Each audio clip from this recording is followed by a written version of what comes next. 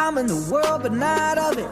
I praise God every day and I love it. I say what I want and I say what they want.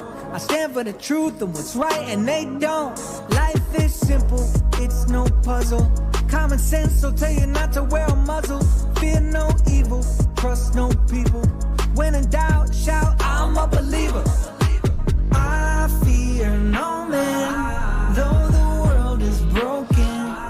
God, shine your light on me. I fear no man, though the world is broken. God, shine your light on me.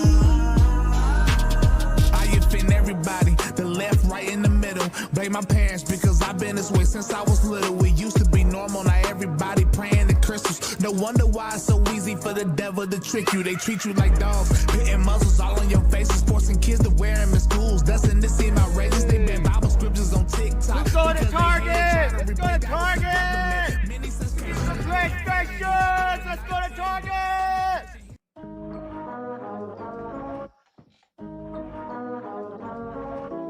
I'm in the world, but not of it.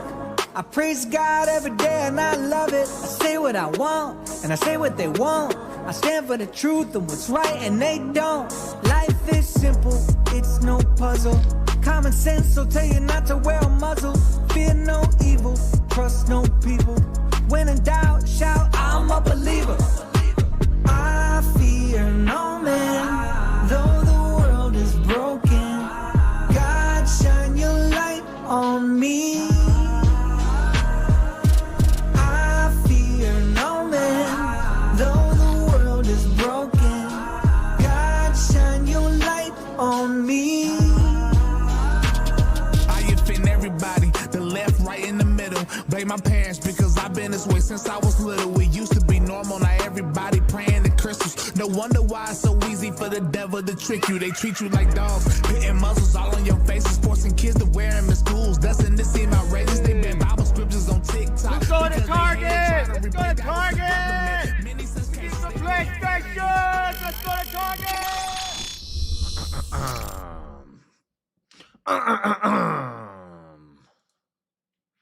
What up? Let's go. Welcome back to the Dreaded Conservative Show. It's your boy Josh, the Dreaded Conservative, here today. How's everybody doing?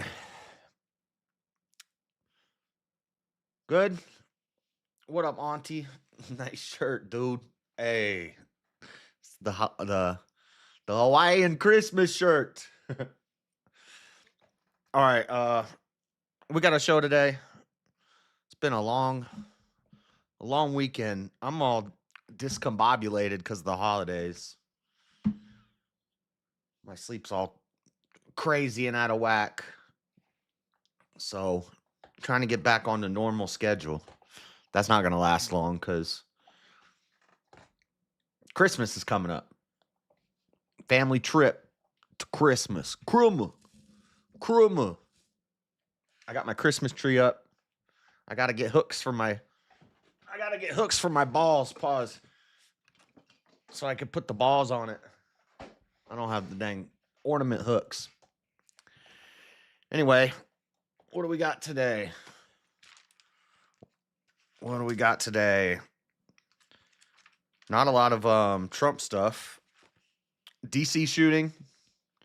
We'll talk about the DC shooting. 2 National Guard people that were shot by some jihadist in DC.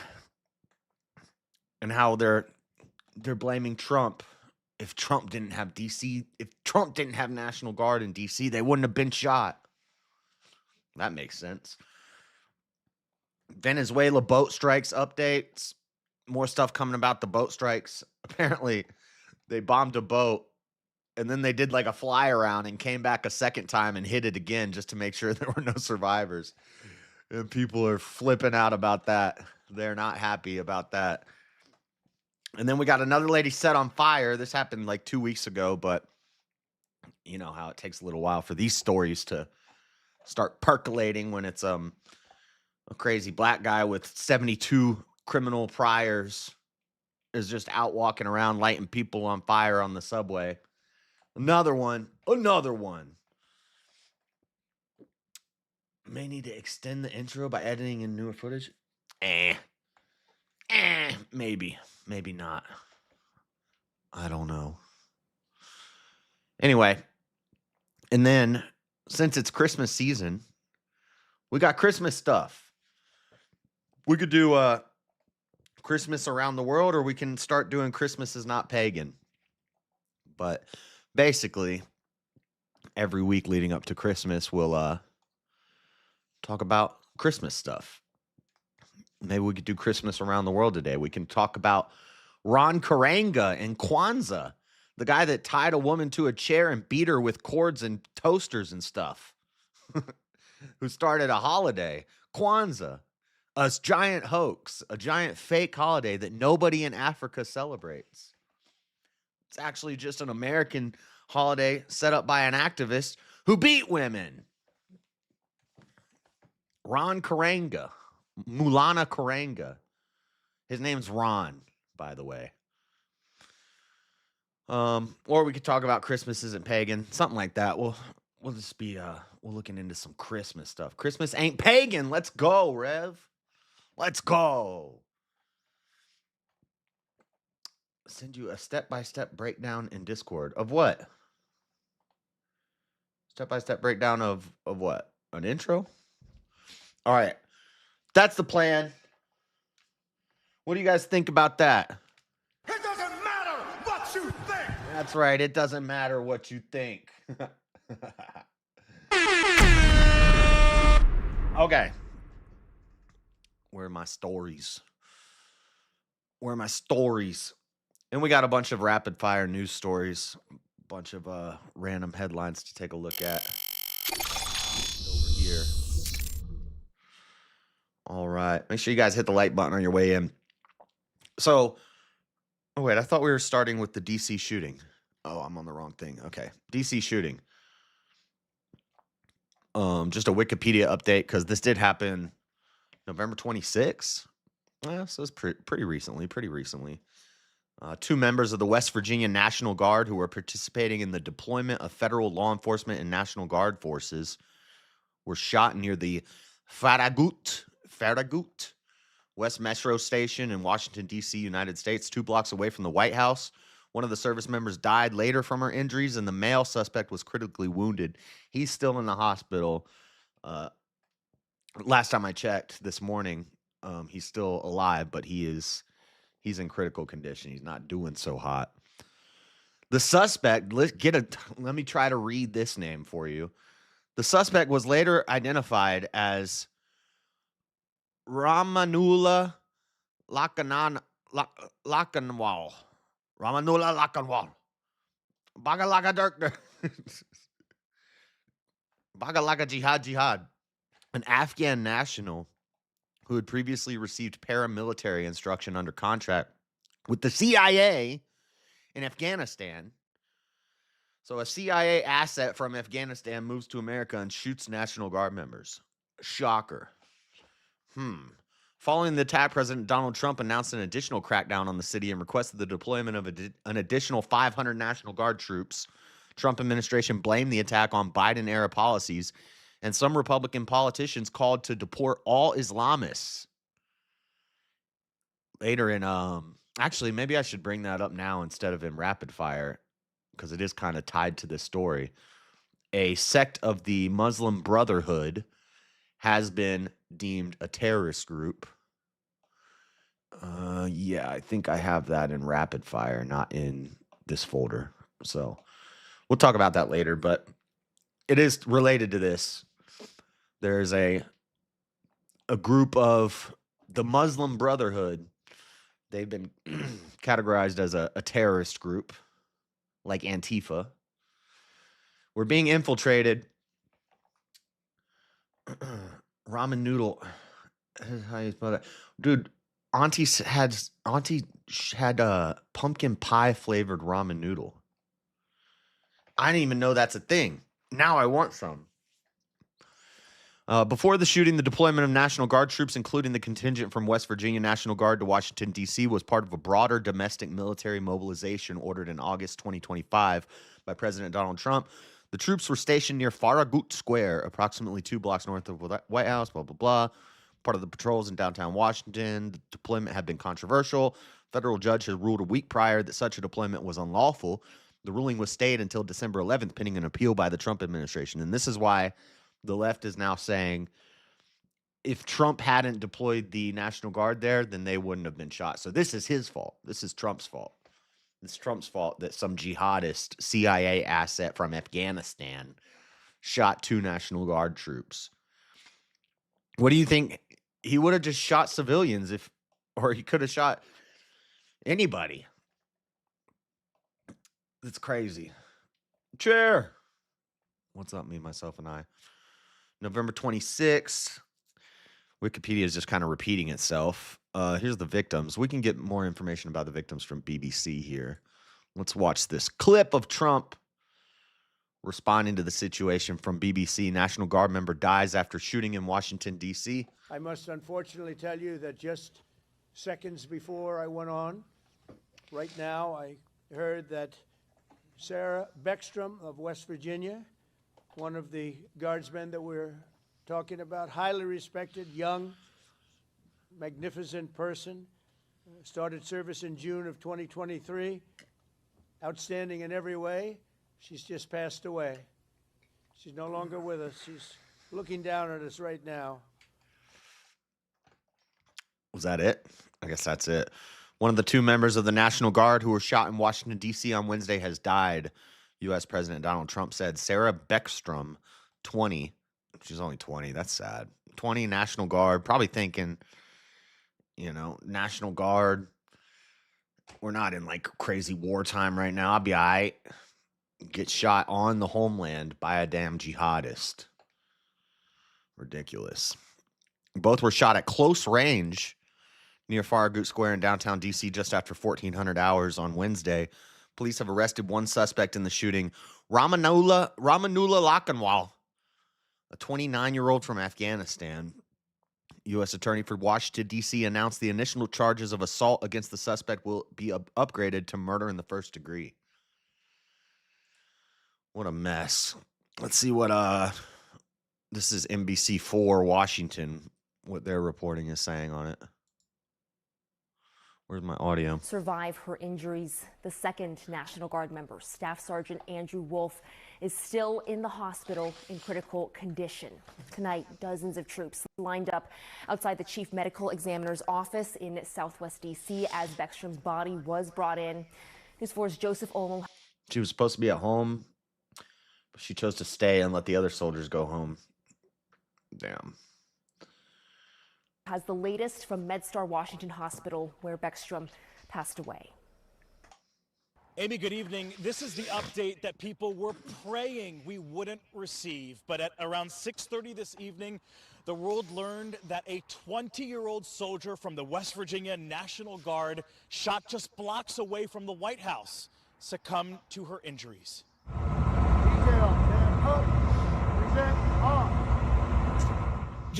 And I bet you like Antifa and these other terrorists are cheering this on. They're probably happy this happened.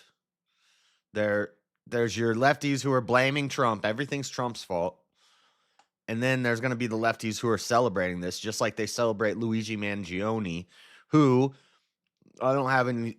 Actually, maybe we'll pull some stuff up about that live because I didn't put it in the folder, but that is something that's going on right now is his court trial.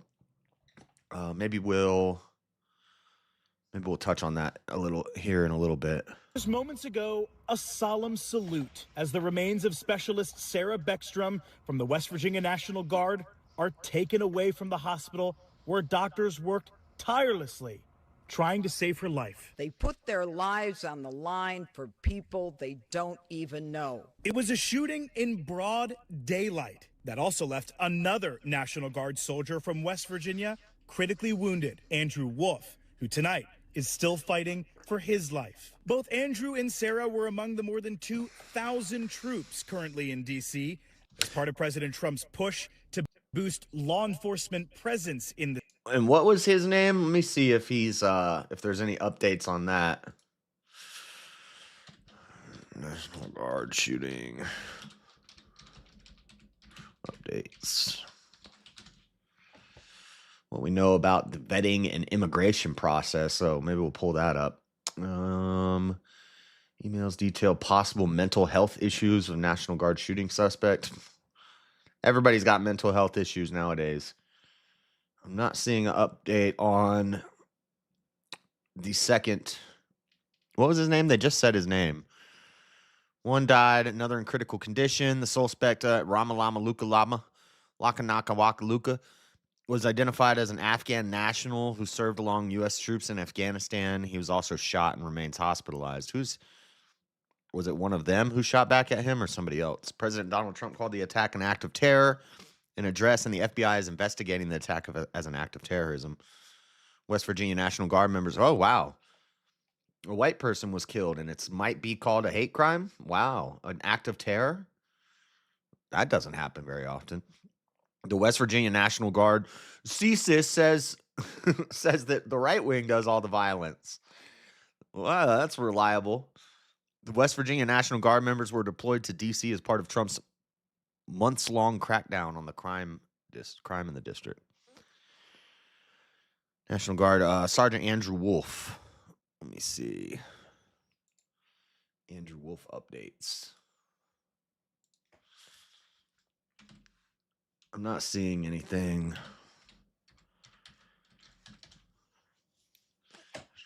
Shown positive signs.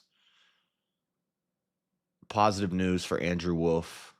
Serious condition. So maybe he's been downgraded from critical condition. So I'm seeing positive signs.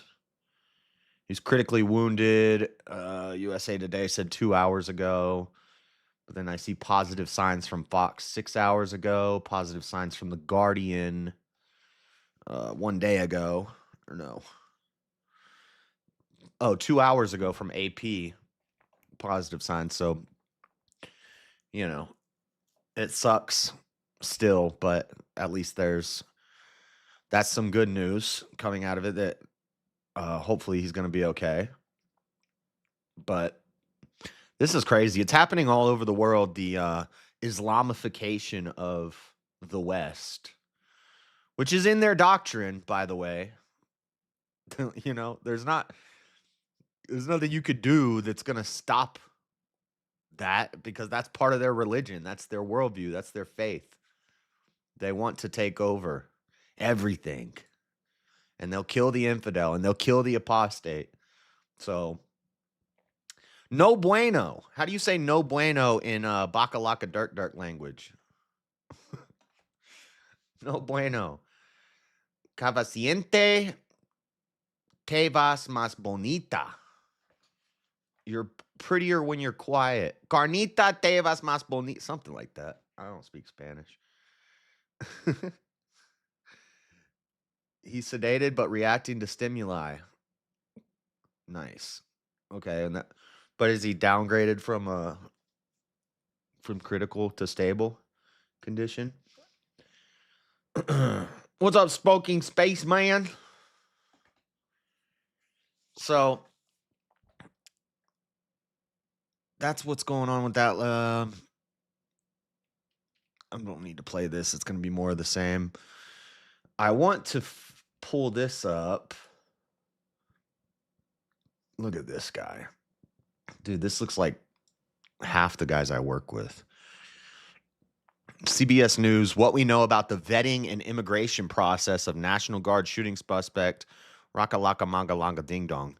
The shooting of 2 National Guard soldiers in Washington, D.C. last week has sparked a national debate about U.S. immigration policy and whether the federal government missed any red flags about the alleged attacker, identified by authorities as 29-year-old Afghan national Rakalaka Mangalanga Lung Lung Lao Lao.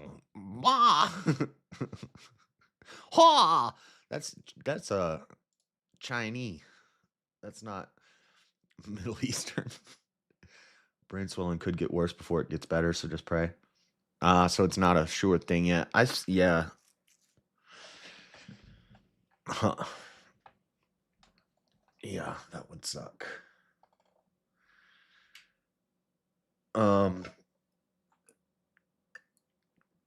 It's no good.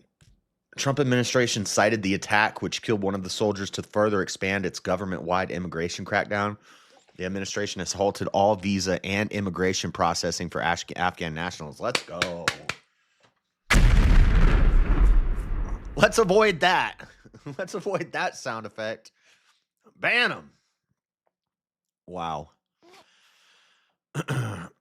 Ordered a review of green card cases for immigrants from 19 countries and frozen all asylum case decisions. They'll call him xenophobic for this. Didn't Obama do this too? The immigration ban on Middle Eastern Islam countries. But then Trump is probably going to be, Trump is racist. He's xenophobic. He's racist. That's not a real thing, guys, just so you know.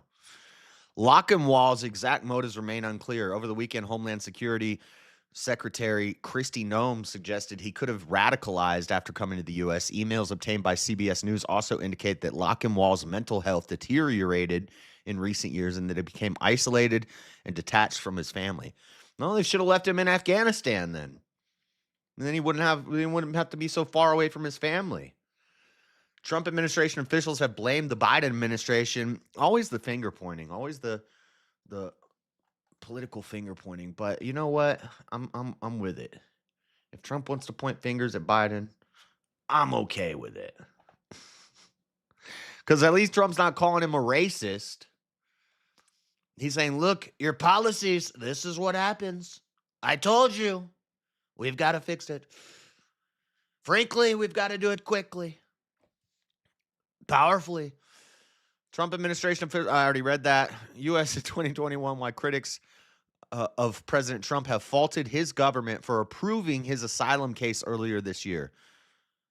Yeah, good point. See, I haven't seen those criticisms. I've seen the criticisms of if he didn't have the National Guard there, this wouldn't have happened. But if Trump's administration approved his asylum case earlier this year, he just got into office. He can't. Yeah, that's a mistake. That's a problem. Maybe he just wasn't in office long enough to fix the asylum situation. The asylum, what's the word for the opposite of a situation? A catastrophe that he stepped into. But a review of Lockenwall's immigration case based on conversations with U.S. officials and other official sources shows there were several opportunities for federal authorities under both administrations to vet Lockenwall and identify any potential concerning information.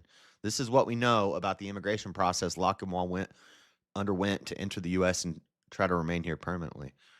Is this, no, this is not related. Look at this guy. Dude, this guy looks like half the friggin' muzzies that I work with. They all look the same to me. Lockenwall entered the U.S. in September 2021 as part of Operation Allies Welcome, the Biden administration's effort to resettle tens of thousands of Afghan evacuees airlifted from... Oh, so he came over on that plane that people were hanging onto and falling off of? Was he on that? In that whole situation? When Biden pulled out of Afghanistan and left all of our weapons and tanks and technology just sitting in the desert? Same thing he did with the wall materials when he came in and ended the wall going up. He just left the materials in the desert for scavengers to pick from. September 21, Operation Allies Welcome. That's what I'm trying to... Dude, I hate... The left is so good with sloganeering. They're so good at naming things that if you say you're against that, you just sound like an asshole. Like... You don't, wait, you're against Black Lives Matter? You think Black Lives don't matter? No. I think your organization is evil. You're against Operation Allies Welcome? What, you don't want to welcome your allies? What kind of, you're a real jerk. No, I just don't want Islamic radical terrorists coming over to America. But they give it these nice sounding names, and as soon as you're against that name, you're a bad guy. Bad guy. Operation Allies Welcome. Thousands of Afghan evacuees airlifted from Kabul following the chaotic American military withdrawal and Taliban takeover of Afghanistan. So he was on one of those planes that people were falling out of the sky. Remember, they were hanging on to the plane as the plane was taking off, and they're just dropping. That was wild. He was one of the ones that didn't grab onto the landing gear. He made it inside the plane.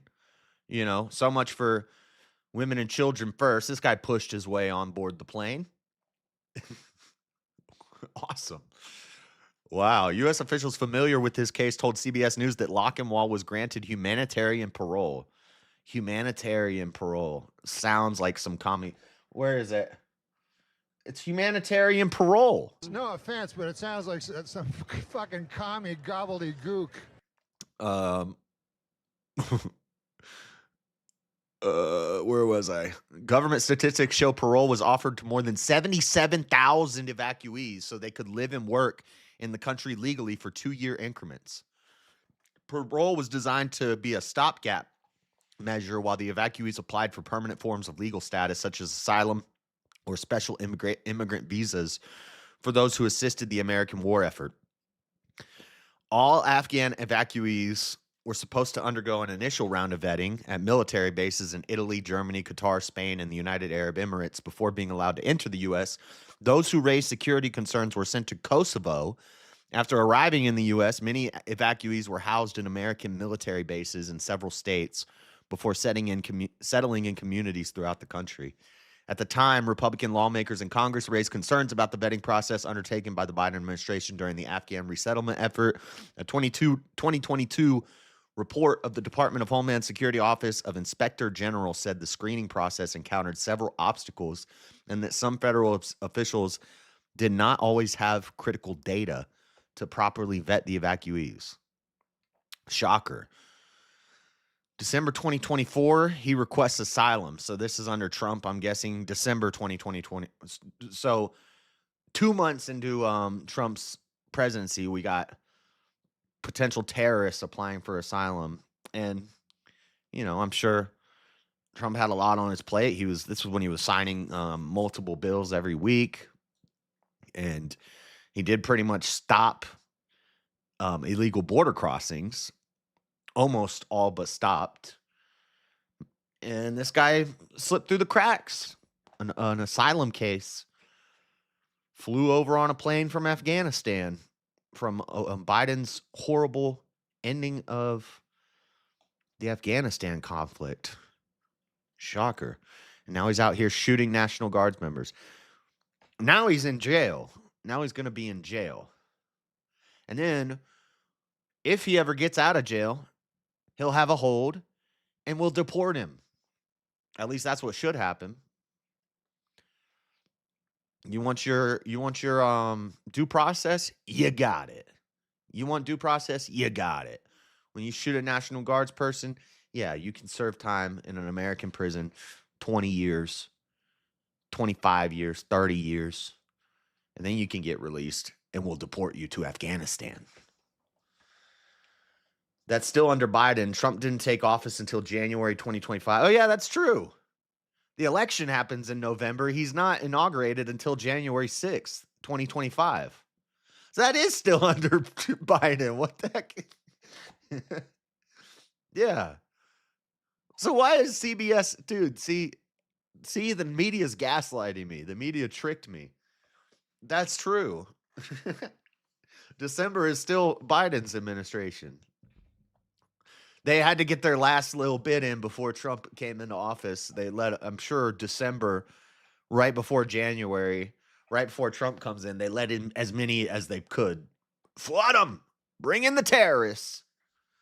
That way, they can do terrorist stuff under Trump's administration. Look at that boat blowing up. We're going to talk about that in a second. Again, I like the boats blowing up. Drug boats. No more fent. You're not bringing fent over our oceans no more. Oh, wait.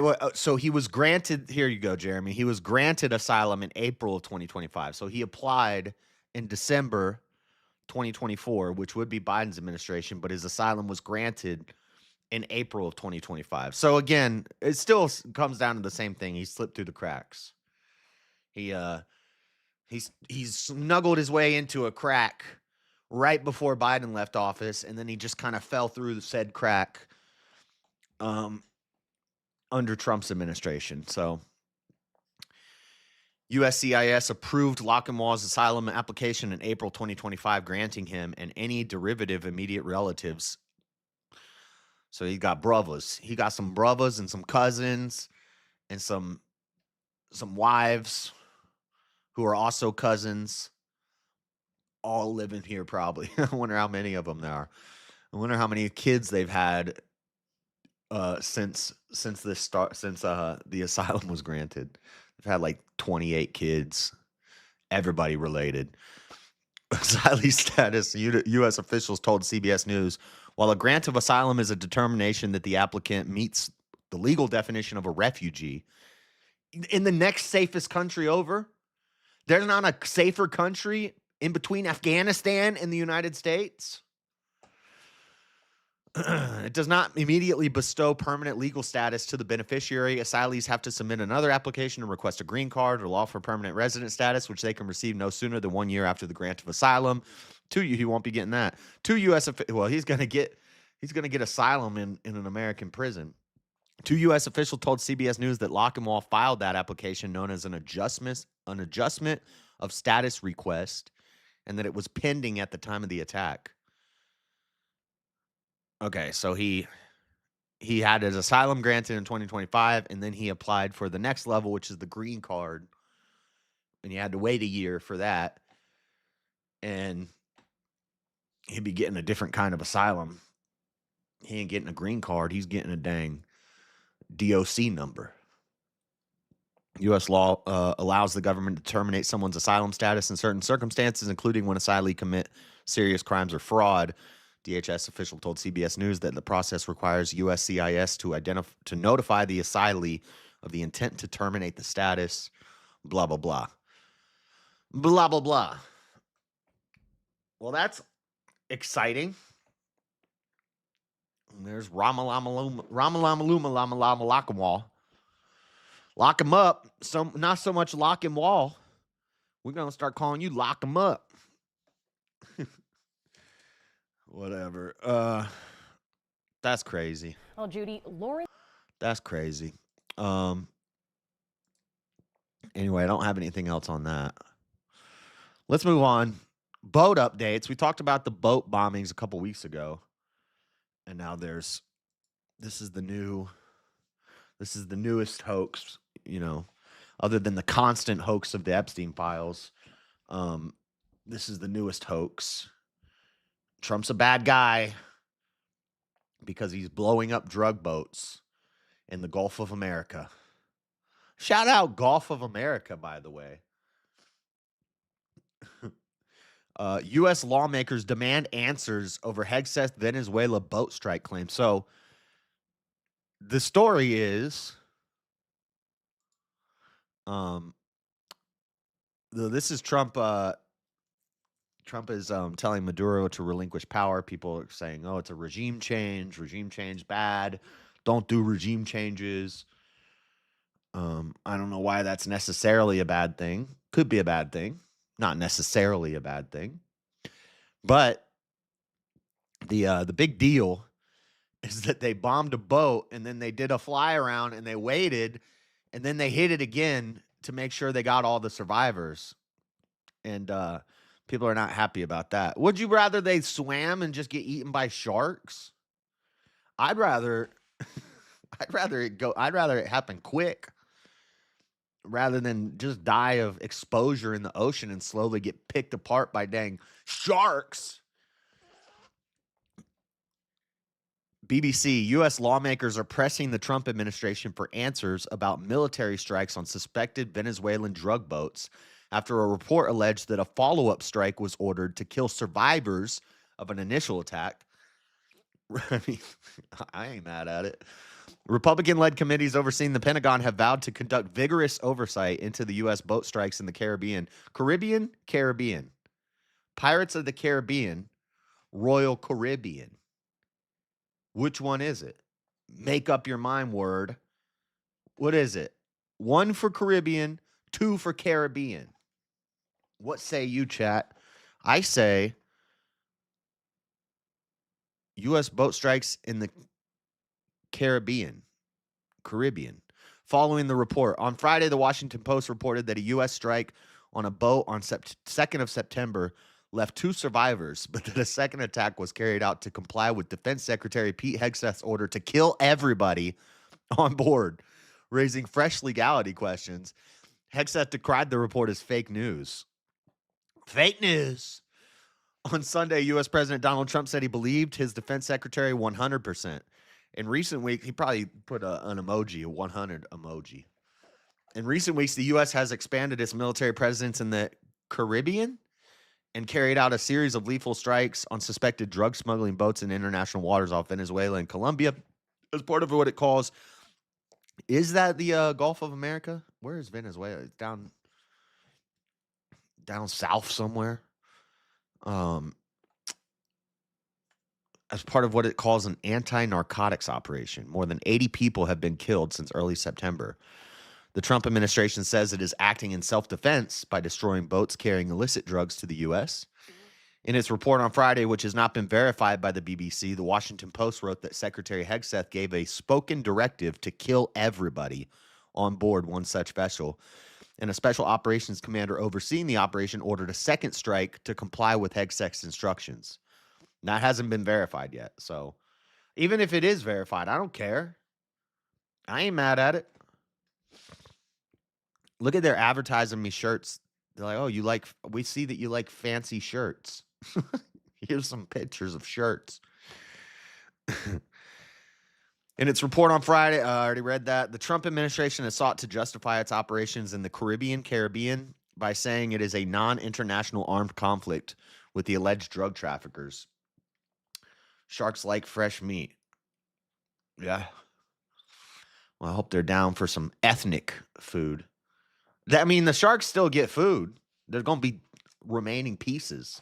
So I would just rather, I'd rather go quickly than get picked. Sharks don't play, dude. They'll bite you and let you bleed out for a little bit, come back later, bite you again. They'll just hit you, and then they'll leave and let you bleed out for a bit. Yes, Jim Bob shirts. Yeah. There, you know that they said like tropical, flowery, floral shirts. Specifically shirts like this or like button-ups. A while ago, they said that was a white supremacist thing. So when I heard that, I went out and got a whole bunch of them. I didn't even know it was a white supremacist. I just liked the shirts. But then I heard that and I had to get a bunch of them. That's a joke. Kinda. The Trump administration has sought to justify its operations. I already read that. The rules of engagement. Okay, here we go. The rules of engagement in such armed conflicts, as set out in the Geneva Conventions, forbid the targeting of wounded participants, saying that those participants should instead be apprehended and cared for. So we're going to bomb a boat, and then we're supposed to go pick up the survivors and take care of them? Wow. Dude, this Geneva Convention crap. Ain't no dang Geneva Convention. Ain't no dang rules to war. It's war. Got some white sheets too, didn't you? It is the Caribbean Sea. It's close to the Gulf of America. The Caribbean. 1 strike, 2 strikes, 5 strikes, 4 strikes, red strikes, blue strikes. Oh, they hit somebody over here in the Pacific. See, they ain't letting them get to the Gulf of America. You ain't getting the dang Gulf of America now. Somebody said that we were blowing up boats in the Gulf of America, and I thought that was wrong, and it is wrong. It's not. They're not in the they're not in the Gulf of America yet. Let's play this video. What's Trump talking about? Is this when he called the lady Miss Piggy? No. But it's in the same spot. It's on the plane, right? On the Venezuelan boat strike, if there were a second strike that killed wounded people first strike. Are you Well, thinking number that one, would I be don't. Yeah. legal? You Number think one, that'd be I don't legal? know that happened. And Pete said he did not want them. He didn't even know what people were talking about. So we'll look into it. But no, I wouldn't have wanted that. Not a second strike. The first strike was very lethal. It was fine, and if there were two people around. But Pete said that didn't happen. Does that make you? I have great confidence. You in think it. there's no second strike? I don't know. I'm going to find out about it. But Pete said he did not order the death of those two men. Okay, so I mean, Trump is denying it, and even BBC is saying this is not confirmed yet. Maybe there used to be like journalistic integrity where you wouldn't run with a story until you had confirmation. Now they'll just start printing any rumor, and then you're gonna see lefties protesting, saying he's killing all the people in the ocean. I mean, Hegseth decries it as fake news. Trump denies it, says he doesn't know about it, but he's looking into it. And even BBC says this has not been confirmed yet, not been verified to the BBC. The Washington Post, the Washington Compost, puts this story out, and everybody runs with it. And they'll tell you in the article that it's not been verified, it's not been confirmed yet. But people don't read the article, they read the headline. Let's see what so kind of related, at least relating to Venezuela. Trump reportedly gave Maduro an ultimatum to relinquish power in Venezuela. U.S. president sent a blunt message to his South American counterpart, sources say. Analysis: Trump's pardon of Honduran's ex-president shows counter-drug effort is based on lies and hypocrisy. That's a different story. How the U.S. campaign against Venezuela has unfolded, blah, blah, blah. Trump reportedly gave Nicolas Maduro an ultimatum to relinquish power immediately during their recent call, but Venezuelan's authoritarian leader declined, demanding a global amnesty for himself and allies. On Sunday, the U.S. president confirmed the call had taken place, telling reporters, "I wouldn't say it went well or badly. It was a phone call." Neither the U.S. nor Venezuela government have offered further details of the topics discussed during the highly unusual conversation, which is thought to have happened on the 21st of November. But sources told the Miami Herald the U.S. president had sent a blunt message to his South American counterpart, who is the focus of a 4-month pressure campaign in which Trump has ordered a massive naval deployment off Venezuela's northern coast. "You can save yourself and those closest to you, but you must leave the country now," Trump reportedly said, offering safe passage for Maduro, his wife, and his son, only if he agreed to resign right away. To where? Where's he going to go? Where does an ousted authoritarian flee to? Russia? Where's he giving him safe passage to go to? Only if he agreed to resign right away. However, Venezuela's president reportedly refused to step down immediately and allegedly made a series of counter demands. You don't make demands to Trump. You haven't figured that out yet. Okay, hang out. You just lost your safe passage to wherever you were going to go. Worldwide immunity from prosecution and being allowed to cede political control, but keep control of the armed forces. So he loses his political control, but he keeps control of the military. Where do they do that at? I don't even know what that don't even make sense. Dang, Latin America, that's crazy down there. The newspaper said there had been no further direct contact between Trump and Maduro, although Maduro reportedly requested a second call last weekend after Trump declared Venezuela's airspace closed in its entirety. No more planes to or from Venezuela. No more boats. You get in a boat, you start heading towards America, start heading towards Puerto Rico or the Dominican Republic or Florida or Cuba. You're getting blown up. On Monday, Maduro told thousands of supporters that Venezuela did not want a slave's peace. A slave's peace.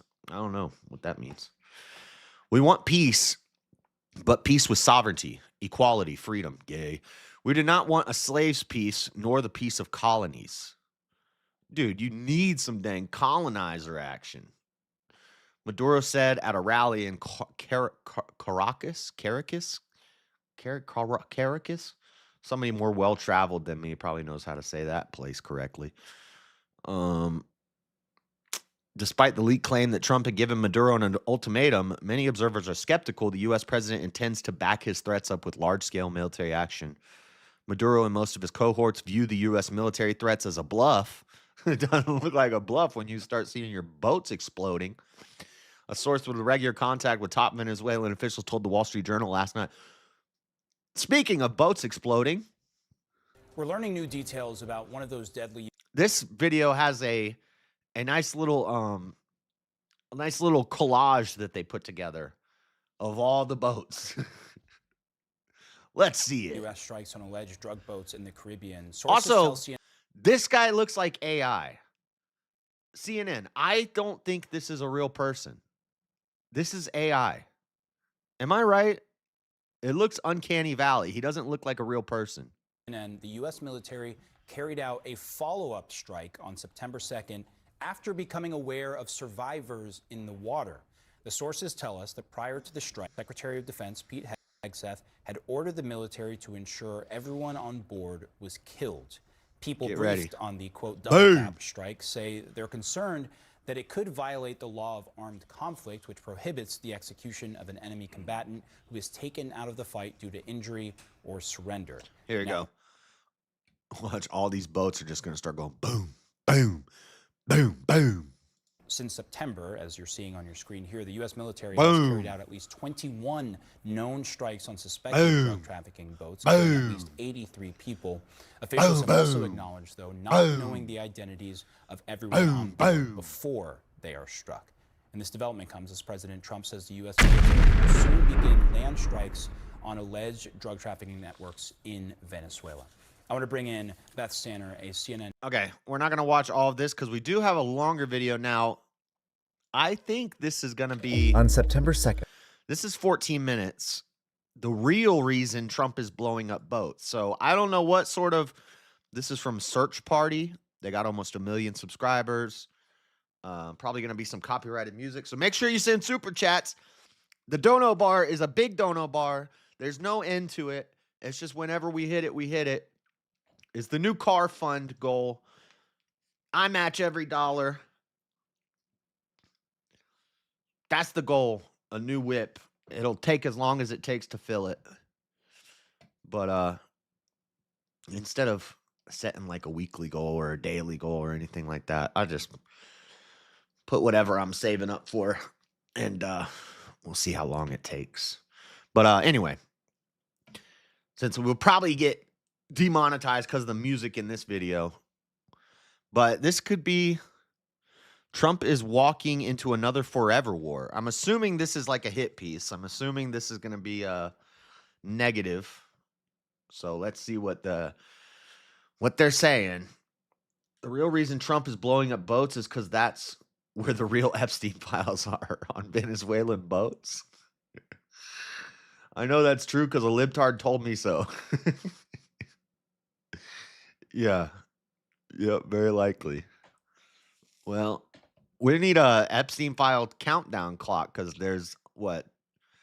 Something like 25 days left till they drop, or within 25 days.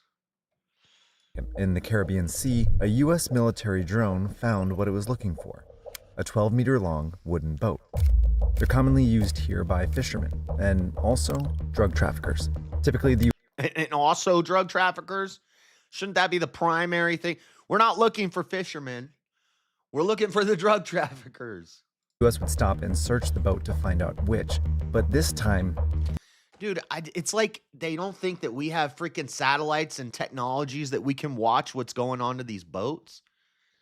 I'm sure they're monitoring and they know what's being put on what boats. And if fentanyl is getting put on a boat, they blow it up. We got satellites. We got a web of satellites that can zoom in on your dang eyeball. You think we're not watching this? The U.S. just blew it up. They just blew it 2 up. weeks later, the U.S. blew up another boat, then another, and another, and another. Oh, what are all that? What is all that? What are all those bags? What are all those garbage another bags? boat, then another, and another, and another. What is all this? What is this? That's not fish. Is that bait? What is all the? What are all these giant white bags filled with? Donald Trump claimed that dozens of people killed by these strikes worked for drug cartels, and that this was just the start of. Bro, those fish are getting high as shit. Those fish are partying. You got fish and sharks nodding out in this whole section of the ocean. They're probably not able to catch fish anymore because the fish are all freaking knotted out. His new strategy to stop them. Every terrorist thug smuggling poisonous drugs into the United States of America, please be warned that we will blow you out of existence. We have no choice. He's such a savage, dude. Savage. Savage. Most of Trump's strikes were in the wrong place. Most drugs are produced in Colombia, Peru, Bolivia, and Mexico, then trafficked overland or through the Pacific. Then in October, we found out the real target. You see that arrow right there? Why was that? Why was that arrow grayed out? Look at this. Look at this arrow and this arrow and this arrow. They said the drugs don't come from here. They're saying drugs don't come from here. Drugs come from here. And they go up with these arrows. But look, there's an arrow there. There's an arrow there. There's an arrow there. What do you think? They can't freaking hike over to the port over here on a donkey and get on a boat over here? Or through the Pacific. Then in October. Also, they're not showing you the boat strikes that we've done in the Pacific. We've done boat strikes over here too. We found out the real target. Trump is ramping up his military campaign in the Caribbean. Did you get that? Did you get that? Did I get what? What did I get? Somebody send me something? Made it clear he wants Venezuelan President Nicolas Maduro removed from power. Trump ordered the Navy's largest and most advanced aircraft carrier to the region. Authorized the CIA to operate inside Venezuela. And warned Venezuela and its cartel. Look at that big ass boat. You don't want to mess with America, buddy. That striking land is next. How did Oh, Discord? I don't know. I'll have to check it later. What'd you send me?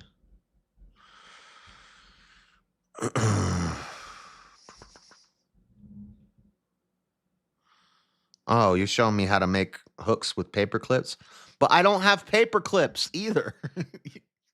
I'm a single man. You think I have paper clips?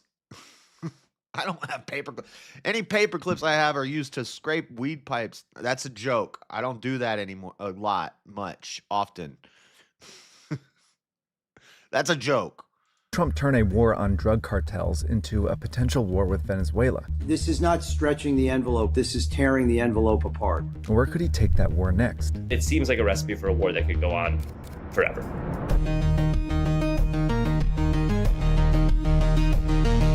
Okay, I don't want your dang music. War Trump's powers. right about one thing. Damn, look at all that. The cartels are stronger than ever. The first modern drug cartel was formed in the 1970s by a Colombian named Pablo Escobar. He smuggled cocaine through the Caribbean and made millions of dollars. Didn't you just say that drugs aren't smuggled through here? Then he united several gangs into one organization and made billions. By the 1980s, the Medellin cartel was making 80% of the cocaine trafficked into the U.S. Narcos. And its private army wreaked havoc across Colombia. This is the most violent of cities. There's a killing here every 3 hours. Damn. Some committed by these motorcycle gangs who work on retainers for the cartel. The Medellin cartel was too powerful for the Colombian government to take on alone. So the U.S. helped by sending its law enforcement agencies and its military. America. Is this a dog on the drug war video? Probably. Who is this? Search Party? Probably like a libertarian group. Always got a dog on the drug war. It was such a failure. Shut up. Is public enemy number one. in the United States is drug abuse. Richard Nixon was the first president to declare a war on drugs, but Ronald Reagan supercharged the military's role in it. He sent so-called military advisors and weapons to Colombia and ordered the Navy to shut down trafficking routes. But the war on drugs wasn't an actual war, and the Medellin cartel wasn't an invading force that the military could shoot without warning. It was a group of criminals, so while the military could help find cartel members, law enforcement arrested and prosecuted them. That's how the US helped dismantle the Medellin cartel, and eventually find Escobar, who died in a shootout. Sounds like a good thing to me. But the war on drugs continued, and presidents kept... Get some paper clips, especially if you're building a business. I ain't building a business that involves paperwork. Involving the military in it. George H.W. Bush... We don't need to bring ink and paper into this situation, okay? Paper clips. Invaded Panama, partly by citing Panama's leader's indictment for drug trafficking. Dude's waving Bill a Clinton machete deepened around. the military partnership with Colombia, and under George W. Bush, the military shared intelligence with Mexico. This strategy didn't win the war on drugs, but it made a difference. Had the U.S. never focused on this issue, you could only imagine these groups could be even more powerful, right? Will Freeman is an expert on organized crime in Latin America. But has this stopped drug flows or radically decreased them into the United States? No, it has not. Overdose deaths from cocaine and heroin increased over the last 25 years, and deaths from fentanyl skyrocketed to almost 80,000 in 2023. This demand kept the cartels in business. After the Medellin cartel, the Cali cartel took over. Then Colombians started trafficking through Mexico. That's not a causal thing. Like, population also increased in America. Immigration, open borders, that affects it. Since the drug war started, per capita drug addiction rates have gone down. Now, fentanyl being introduced is a big problem that leads to the overdose rates growing up, which is the same thing that happened in Portland when they legalized drugs. They'll tell you the reason that the drug overdose rates skyrocketed wasn't because they legalized drugs. It was because fentanyl became popular. But regardless, once you legalize the drugs, then more people are more likely to buy drugs that will have fentanyl in them, and then their overdoses from all drugs doubled, but their deaths from specifically fentanyl increased by 500%. So the fentanyl thing throws off the numbers a lot, and that's an attack from China and from our enemies to the south, getting the precursors from China, moving them over Biden's open border. I'm not going to talk. I almost got sidetracked, but I heard a thing the other day about Obama being the deporter in chief and how that's actually a lie, and that he didn't deport as many people as people act like he did, and he actually let a lot of people in. But I need to study up on that more. I think John Doyle was talking about it. Mexican criminal groups who evolved into even deadlier cartels. When the US and Mexico cracked down on them, they just fractured into more cartels. Today, these cartels are partnering with criminal groups in Europe and Asia to traffic drugs around the world and make tens of billions of dollars a year. More than enough money to corrupt officials, innovate new ways to evade detection, and diversify into other crimes like human trafficking and wildlife poaching. These are really formidable organizations. And as long as there's that demand and as long as there's robust supply, then fundamentally I think you're going to be talking about putting a lid on a situation, but not eliminating it altogether. But Donald Trump came into office. You're never going to eliminate crime altogether. Doesn't mean you should be lighter on it. With a new plan to fight the cartels. It didn't involve curbing demand or law enforcement. The cartels are waging war on America, and it's time for America to wage war on the cartels. When I get to the point where I'm doing paperwork for a business, I'll get an assistant. This story is moving super fast. Trump is striking boats in the Caribbean and in the Pacific, and he recently authorized the CIA to work inside Venezuela. Now, what interests me about this story is how different outlets are covering it. This level of insight is only possible. Here comes a ground news ad. Thanks to our sponsor this week. I told you. Dude, I felt it coming. I knew it was coming. Ground News. Ground News is the only. I did not pre-watch this. I haven't watched this yet, but I knew there was a Ground News ad read coming. Website and app that doesn't just track global news events, it dissects them. It gathers story or reliability outlets. All right, I get it. And out such actions. Ground News also basically my job. You 40 or scan the QR. Everybody. Trump began by focusing on 8 criminal groups. 2 minutes of the 14-minute video is a Ground News ad. How much they pay for that? Can you guys sponsor me? I'll run a Ground News ad. By the way, guys, if you want unbiased media straight to your mobile device on an easy-to-download app, check out, I'm not even going to say it. They got to pay me first. Mostly cartels in Mexico, plus Tren de Aragua, a gang started in a Venezuelan prison, and Cartel de los Sols, I do a never criminal know where network my in the pens Venezuelan are. military. Trump I got designated pens them as everywhere. either foreign terrorist organizations or specially designated global terrorist groups, labels the U.S. used before. They are now. What's the difference between a specially designated global terrorist group and a foreign terrorist organization? I wonder. So Al-Qaeda is both. ISIS is both. But then all the ones in Mexico are foreign terrorist organizations. But then the one in Venezuela is specially designated terrorist group. I wonder what the difference is. Now officially in the same category as ISIS, and that's not good for them.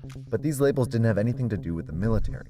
They just broadened U.S. law enforcement's abilities to prosecute and sanction the cartels and people linked to them. So whether that is a business which launders money or goes into business with a cartel, to an immigrant who may be forced to pay a ransom fee, it allows to cast that very, very wide net. But then Trump sent a Navy fleet to the Caribbean and authorized it to strike a boat suspected of running drugs for Tren de Aragua.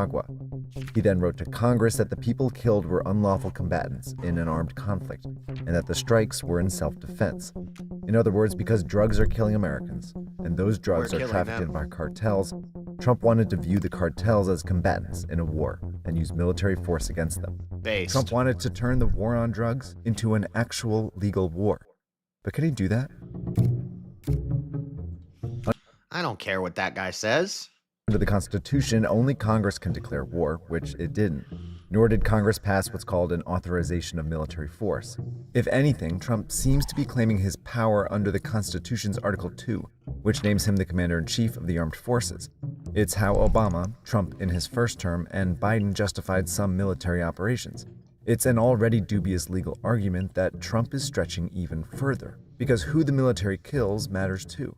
These strikes targeted members of enemy governments, militaries, and rebel groups. Trump is killing criminals. There are so many problems with that. Jeffrey Korn is a law professor and retired military lawyer. Most fundamentally, it's not their goal to kill Americans.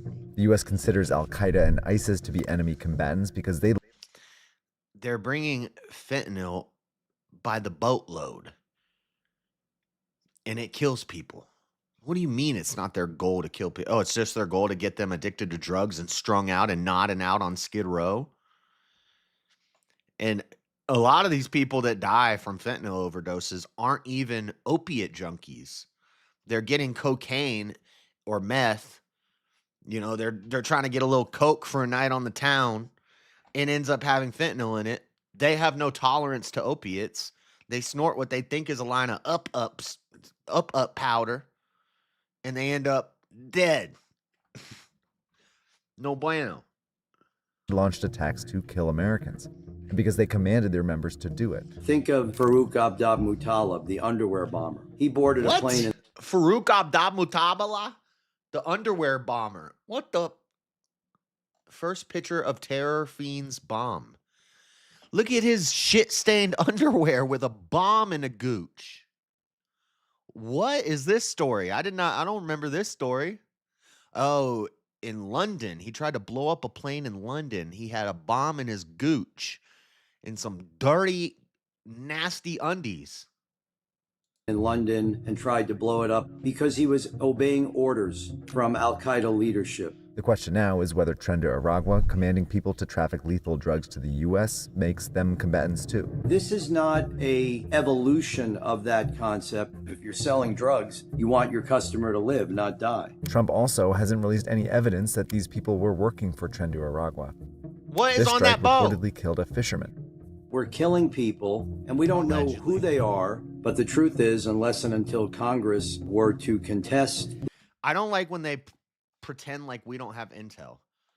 Like they pretend like we don't have satellites, we don't have operatives over there, that we don't know what's on these boats that we're blowing up. That's dumb. Anybody who believes that, you're crazy. We have such advanced, crazy technology. We've got drones that can go forever. We've got freaking satellites that can zoom in and watch the opera. We've had it since the damn forever.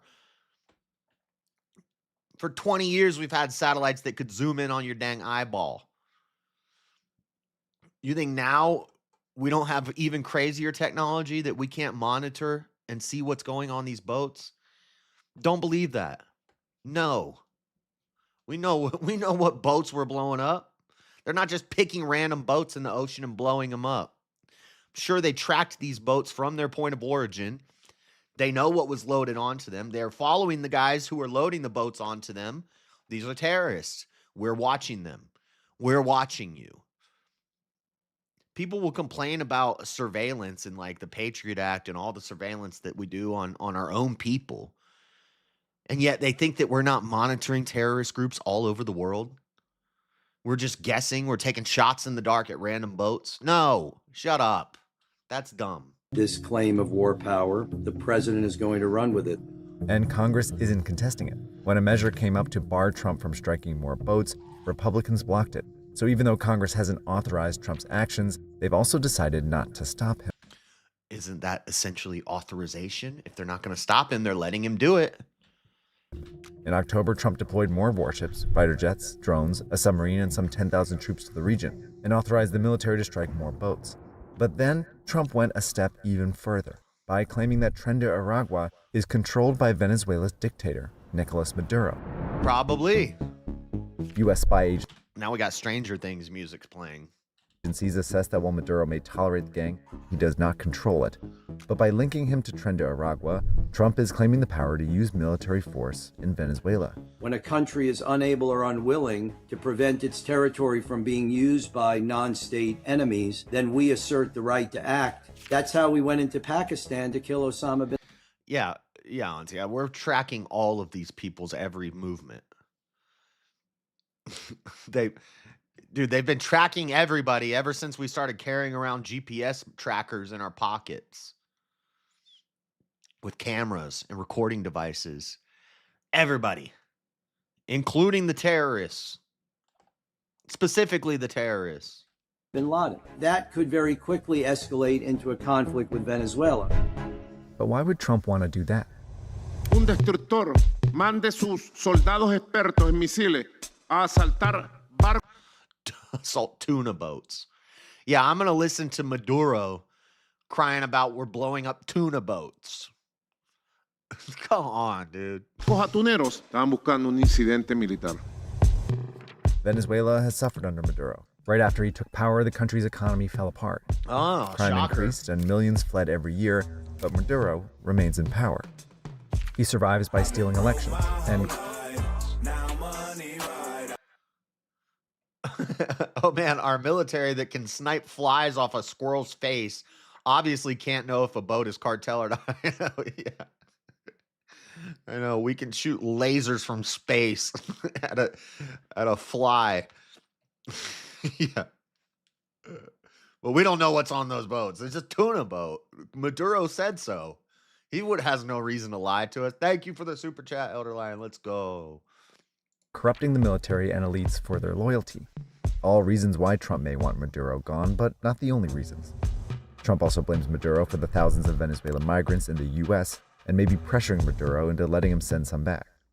Many suggest that Trump may also want access to Venezuela's huge reserves of oil. But when Maduro offered the U.S. a dominant... Dude, I've been saying forever, we need to just take over Venezuela, get that dang oil, because BRICS was trying to incorporate them. Did BRICS ever join up, or did Venezuela ever join up with BRICS? I think they did. BRICS wanted Venezuela involved because of that oil. Stake in Venezuela's oil to avoid conflict. Trump. So this is what they're getting to, is basically this is all happening so that we can start a military conflict with Venezuela so we can get that oil, which I don't really have a problem with it. You know, maybe a little bit. I don't know, but I'm okay with blowing up drug boats. And I'm okay with getting that dang oil. They're close enough to us. Commie country. Would probably make their lives better if we did get involved and get that dang oil. It helps both sides out at the same time. But I'm not a geopolitical economics expert. What do I know? Trump refused it, which could mean Trump has a more personal reason to remove Maduro. In 2019, Trump backed a coup in Venezuela that failed. It was embarrassing for him in the end. Not only was Maduro not ousted from power in the end, the generals and others in his administration rallied behind him. I think Trump wants to win this one. Trump may also be listening to the people around him, especially the Secretary of State, Marco Rubio. Rubio, for instance, for him, Venezuela, Nicaragua, and Cuba, the three remaining autocracies in Latin America, if he can oust Maduro, I think he believes that Cuba will fall next. Trump is sending an aircraft carrier to the region, and reports say he might order missile strikes in the coming weeks.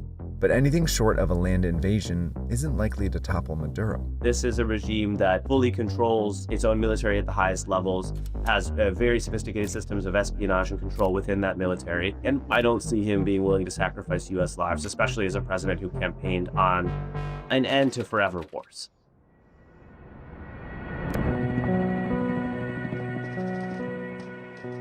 The war on terror started after 9/11, when Congress authorized President Bush to use force against basically anyone he could link to al-Qaeda. Later presidents used these broad limits to justify fighting in dozens of countries for 2 decades. It left the U.S. exhausted and, by some estimates, killed 4 million people, something Donald Trump promised not to repeat. We spent $9 trillion bombing the hell out of the Middle East. And what the hell did we get other than lots of dead people, including our people? Under Trump, we will have no more wars, no more disruption, no wars. My rhetoric is going to keep us out of wars. But Trump's war on the cartels has even fewer limits than the war on terror. He doesn't have permission from Congress, nor is he even seeking it. I don't think we're going to necessarily ask for a declaration of war. I think we're just going to kill people that are bringing drugs into our country. Trump is also claiming the power to kill suspected criminals. That's a much larger group. So this is all speculation about what his real intentions are. They're just trying to attribute malicious intent that he wants to start a war with Venezuela for the oil. But he says we're just blowing up drug boats. So they're just making speculation. They're just guessing. It's an opinion. Group then suspected terrorists linked to al-Qaeda. Mexican cartels are responsible for most of the drugs trafficked into the U.S., and Trump considered striking them before. The president pulls me aside on at least a couple occasions and suggests that maybe we have the U.S. military shoot missiles into Mexico. For what? He would say to go after the cartels. But the authority Trump is claiming could also include the power to... Well, he's also talked about executing drug traffickers. ...to strike the criminal groups those cartels work with, or any group Trump deems as putting the U.S. in danger. The problem is Trump is claiming the power to go to war against anyone, anywhere, forever. Look at this imaginary timeline. More of a timeline. forever war than going after a set of nameless, faceless cartels until they... He's only going to be president until 2028, and their imaginary line goes into 2035. Stop waging war on Americans, which I think we all know is, in some volume or other, never going to stop. And if Trump can declare war on criminals, what's stopping other countries from doing it too? Do we really want other governments? He said he's not asking for a declaration of war. He's just going to kill criminals. We can kill criminals. To be able to say, well, I've got a criminal problem, so now I'm just going to call it an armed conflict and unleash combat power like I'm in a war. There's a human consequence for that. He specifically said, I'm not declaring war. We're not going to declare war. We're just going to kill drug smugglers. Congress is supposed to place limits on the president's power to declare war. Trump is showing what can happen when it doesn't. Hey everyone, thanks for watching. If you haven't subscribed to Search Party yet... Nope. Not subscribing. Not going to do it. So that's that. That was interesting. But that's what the claim of the other side is, that we're trying to start. Trump is trying to start a forever war for oil in Venezuela. and that it's not about killing cartel members who are bringing fentanyl into America. Interesting. Other countries do declare wars on other nations' criminals. Smart televisions are listening to y'all constantly. Yeah, everything's listening. Everything's listening. All right. So that's that. Last story. Last story here is this. Now, when I first heard this, I didn't talk about it because I thought they were referring to. Hold on one second. I thought it was referring to the other lady that got lit on fire on the subway.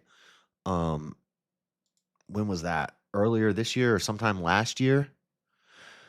But I guess this is another one. And I've heard that this happens 5 to 6 times a year in Chicago alone. People just get lit on fire on the subway. Dude. Same thing with the Irina Zarutska. You need to be hyper vigilant if you're on a dang subway, public transit in any urban environment. You need to be hyper vigilant. Don't be having your dang 2 headphones. And that also, it should be against the law for anybody to have 2 headphones in when you're out in public. Okay? Take one of your earbuds out. Be aware of your surroundings. Hyper vigilant when you're on a dangerous public transit system and you got dang criminals who are let free with 72 past criminal offenses. I think 72 prior arrests from BBC. Chicago man accused of setting train passenger on fire had 72 prior arrests. A Chicago man who allegedly doused a woman in gasoline and lit her on fire on the 17th of November was a career criminal, the White House has said. Lawrence Reed, who was arrested for the crime, had 72 prior arrests that include 8 felony convictions and 7 misdemeanors, according to the White House. The victim, 26-year-old Bethany McGee, survived the attack but is now fighting for her life with horrific burns, the White House said in a statement. In court on Monday, Mr. Reed yelled 3 times in succession, "I'm guilty. I'm guilty, I'm guilty, I'm guilty." Say it 3 times and it appears you're guilty. After the judge warned he could receive a life sentence for charges that include committing a terrorist attack, according to reports from inside the courtroom. Oh, interesting. See, under Trump, we're actually starting to count things as terrorist attacks and hate crimes that normally the FBI wasn't counting as hate crime. They would just call it right-wing violence, no matter who did it. The White House has sought to blame the incident on Democrat policies on crime, casting them as soft. Both the state of Illinois and the city of Chicago are led by Democrats, and President Donald Trump is currently seeking to withhold federal funds from Illinois over its elimination of cash bail, where an arrested person posts a sum of money to be released from jail before trial. The suspect was walking free because of the radical, dangerous, no cash bail law proudly signed by Governor J.B. Pritzker and celebrated by Chicago's Defund the Police Mayor Brandon Johnson. The White House said in a statement it released on Tuesday. Mayor Johnson said in a statement that the attack was a tragic incident and the mayor's prayers are with the victim's family. Mr. Reed has a history of mental illness and has been arrested 72 times since he turned 18, according to a Chicago affiliate of BBC's partner CBS News. In August, he was charged with aggravated battery for allegedly hitting a social worker. And after his arrest, was released with electronic monitoring systems. This guy's on, in Florida, we would call it ROR, released on your own recognizance, or monitored ROR. Monitored, he's got an ankle bracelet. Dude's got an ankle bracelet on. And he's on the subway lighting people on fire. I don't think there's any videos of this, but...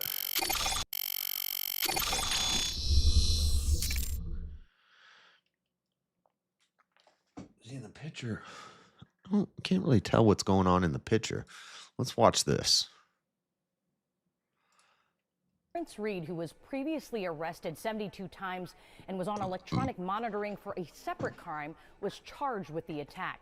Now we are looking at court documents that reveal Reed had violated his curfew. Look at this several guy. times. This guy looks like a winner. Winner, winner, chicken dinner. Watch out for the neighbors. In the days leading up to the attack. He's a youthful party goer. And on November 17th, the day Bethany McGee was set on fire, an alert went out just after noon that Reed was in violation of his curfew. Hours later, Reed allegedly attacked McGee on the train. We've reached out to the office of the chief judge of Cook County, who oversees the electronic monitoring operation, about what happens when a curfew violation occurs. We are waiting a response. The chief. Nothing. They send a PO to try to find you. Maybe. Chief judge took over the. In Chicago, probably nothing. You get a VOP notification. You get sent a summons to court where you don't show up to. Cut your bracelet off. Cut your dang monitor off and just disappear. Then get arrested and just get another one put back on and get released again. Guess that's the way it works in Chicago. EM program from the sheriff's office earlier this year. The Cook County State's attorney defending her prosecutor, saying, quote, "This heinous crime is heartbreaking, but it didn't come out of nowhere. My office requested the perpetrator be detained after he committed a previous violent crime. The judge denied our request. This was a tragedy, but it never should have happened." Meanwhile, the family of the victim, Bethany McGee, sharing photos. Oh, and it's a pretty white girl. With us of the young woman on the family's GoFundMe page. They share they are grateful for the public support of their daughter, who they describe as a gentle spirit. We'll take a closer look. Young, pretty white girl, crazy black guy on a train, lit her on fire. Look at this controversy and the electronic monitoring program on our news at 6. Rob, back to you.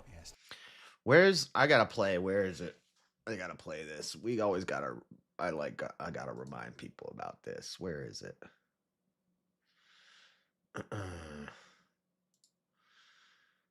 View your channel. Shorts.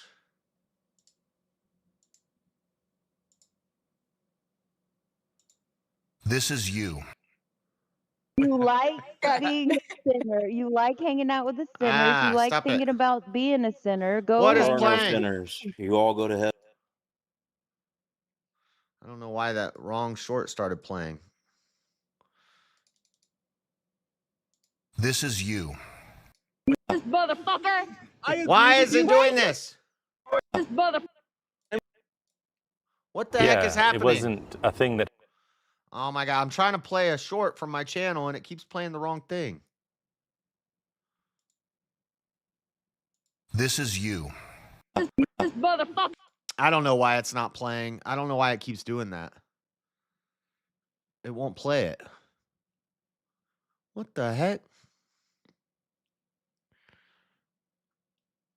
It keeps skipping to the next one. That's weird. Anyway, I was trying to play the "This Is You" speech from Sam Hyde. It's not letting it go.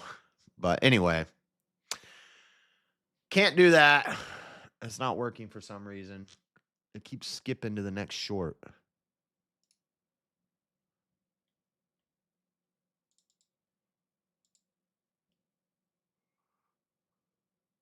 This is you. Well, I don't know why it's doing that. What the heck? This motherfucker. And with having. Yeah, it wasn't. Francine learns that the.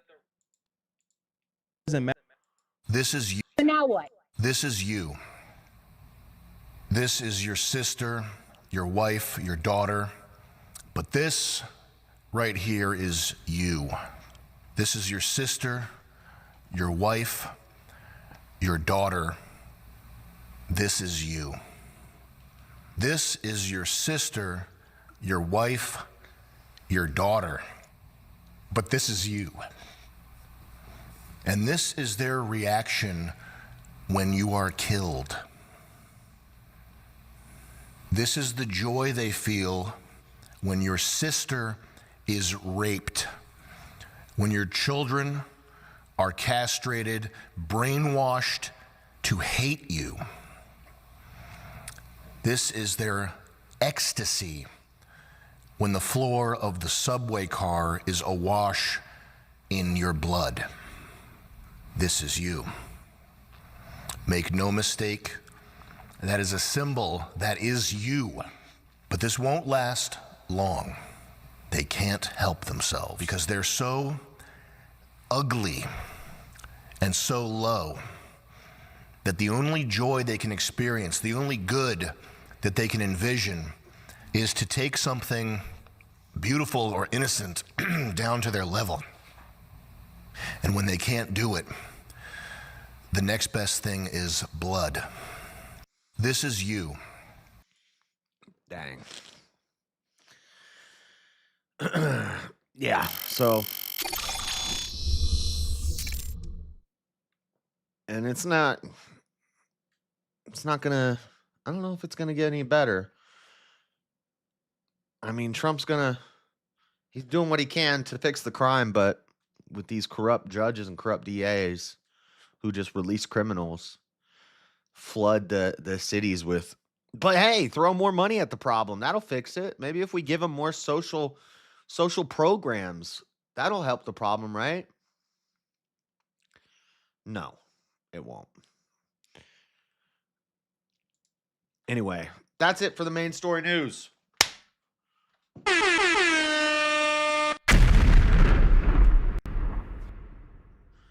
We just took out another boat, boys. We just got another boat, boys. All right. Let me find some memes. We got some memes. We got some memes. It's meme time.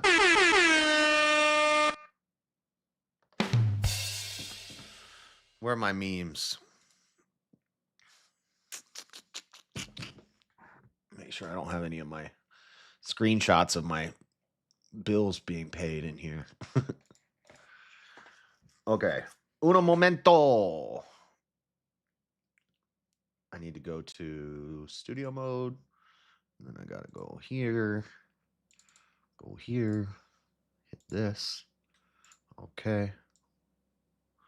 Hey, it's Franklin. Come into play. You guys remember Franklin? Okay. Transition. All right, guys, it's time for the memes.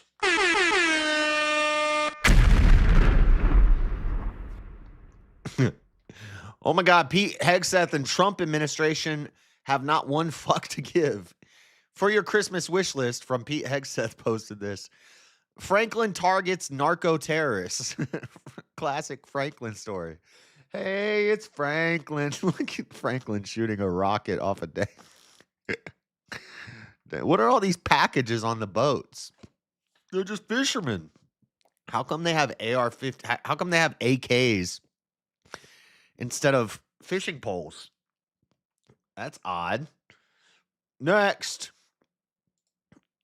You need a permit to build a deck. You don't, however, need a permit to park a boat. And that's how you might be a redneck. If you use a pontoon boat as a front porch, you might be a redneck. Let's go. Two mentals don't make a non-mental. Next. I don't know what's worse, the placement of the straw or the constant eye contact while sipping. Who made this cup? Why are you sucking off Buzz? Buzz Lightyear to infinity and beyond. You gotta make eye contact while you're slurping Buzz up. Dang. Why are you gay? Next. Imagine the effort it took this dolphin to propose. Then the woman he loves does this in front of him. It's just awful. Look at the dolphin says, "Will you marry me?" Okay. And she says, okay. And she starts making out with this guy. Dude, you're betraying this dolphin. Dolphin wants to marry you. Dolphins will hump you in the water. And they do gay stuff, from what I heard, allegedly. Would you rather a sound clip or a video clip for your show? Of what? I don't know. Sound clips, I guess. Next. Utah 2034. This is This is the logo for the winter, I believe it's the Winter Olympics. It might be the Summer Olympics. But anyway, Salt Lake City had the Olympics here some years ago, and now we're set up, and they made a big deal about it. They like cleaned up the whole city and put in a bunch of new art installments that are still here. And they always, it's like a big claim to fame in Utah. We had the Olympics here. The Olympics are coming back again in 2034. And this is the logo they came up with.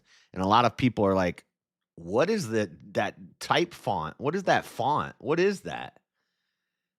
Looks like crap. People don't like it, basically. This is what happens when you have AI doing all the art and making your logos for you, and you don't have any talented artists anymore doing anything. This is the logo you come up with. This is the font you use. I don't know. Nobody likes it, basically. Anyway, that logo is beta. Beta! Next. You received a like. Don't keep your potential match waiting. Become a premium member to find out who they are and match today. Even in the fog of war, a tank is still visible. Look, that's my match. I don't know if I don't know. You could put a foggy filter over it. I still ain't swiping right on that one. What the dang? Some thing look like it'll eat you with the filter on. Calm down, woman. Next. Photograph something you want to show everybody. Males, the Bible. Females, the Bible with a butt crack in front of it. Dang. I don't know. How about new? Next. Taylor Swift makes music for girls who do doggy like this. How about no? How about new? Do not do doggy with a lady who does it like that. 18 years, she got one of your kids, got you for 18 years. Next. Just a preview of what's in store for your mom later tonight. There's the Neapolitan ice cream. A little strawberry, a little vanilla, a little chocolate. That's 2 in the pink, 1 in the stink. The shocker. For those who forgot. Next. The parade yesterday had a few new floats. Look at Dora and ice. Dora the Explorer getting chased through the Macy's Day Parade with an ice inflatable. Nice. Let's go. Where's air horn? Next. Characters whose plans always fail miserably. This is the guy from, I think, Rocky and Bullwinkle. Jerry, the Coyote. Karl Marx. Plans never go successfully with this guy. It just doesn't work out. Next. Hold on a second. Okay. 3 suspects, 125 combined arrests. Between these 3 guys, the guy that killed Irina Zarutska, the guy that killed, what's her name? Bethany. I don't even remember. Who's this one? Is this the other girl that got lit on fire? Well, no. There's the other girl that got lit on fire in the subway recently, too. Young, pretty white girls. 3 suspects, 125 combined arrests. Hold on, you can't see the whole thing. There we go. Okay. Next. On this day, this is a Thanksgiving meme we always do. On this day, 203 years ago, Goku saved the Native Americans from the Red Ribbon Army. They asked what they could do to repay him. Goku replied, "I'm hungry." Thus, the first Thanksgiving feast was born. There you go. That's how that happened right there. You didn't know that? No, you didn't know that? That's the truth. That's history. Next. Happy Thanksgiving. Oh, no. Happy Colonizer Day. I hope everybody had a good Thanksgiving. I still have to put out, it's going to be late, I know, my Thanksgiving Ghetto Gourmet video that I do every year. The audio sounds like crap on it. I use the DJI mic in my kitchen, and the echo, it sounds really bad, but whatever. It'll just be a short little video of my Thanksgiving. So that video will come soon. Even if you don't want to watch it, it's not like, it's kind of a lame video, but whatever. I like to chronicle my Thanksgivings on the channel because every year we have a good Thanksgiving feast. Dick Dastardly from Wacky Races. Oh, yeah, the race car show where they all had different cars. Okay.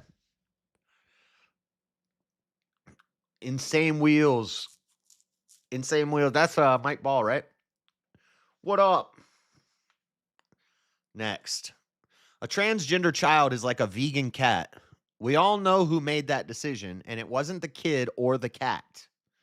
Of course not. It's the parents or the owners of the cat. Yep. True story. Coming to a neighborhood near you. Next. I don't know why this one cracks me up so much. I threw a boomerang a couple years ago. Now I live in constant fear. It's coming back. One of these days, that dang boomerang is going to come out of nowhere and get my ass. And then when you get hit by a damn random boomerang you threw 5 years ago, everybody's going to wonder what happened to you. Today on Unsolved Mysteries, the boomerang that never returned until it did. Next. Nostalgia is remembering when you didn't have to pay bills and attributing that feeling to Mario. True story. Next. Yakutsk. I don't know how to say this word. An Eskimo child in a winter coat. Levels of drip previously unheard of. Look at the drip on this dang baby. I don't know if this is a real picture, but that coat is fire. I want that. I want that dang coat. Next. Like if you think we should move to an entirely gator-based transportation infrastructure. Dude, this meme format has been used for a lot of memes. I don't remember what this is from, but shout out to the Florida men who be riding gators. The gators are like blindfolded, but there's eye holes, which doesn't make sense. Is this possible? I would definitely ride gator. What do you guys think? Gator-based transportation. Anybody? No? No? That's AI. That was an AI baby. Next. Black Friday meme. Wednesday, $499.99. Hold. Thursday, $499.99. Hold. Black Friday, $700. Price reduced, $499.99. Now, go. Storm the doors of the Walmart. We need our discount. Turns out you've been tricked.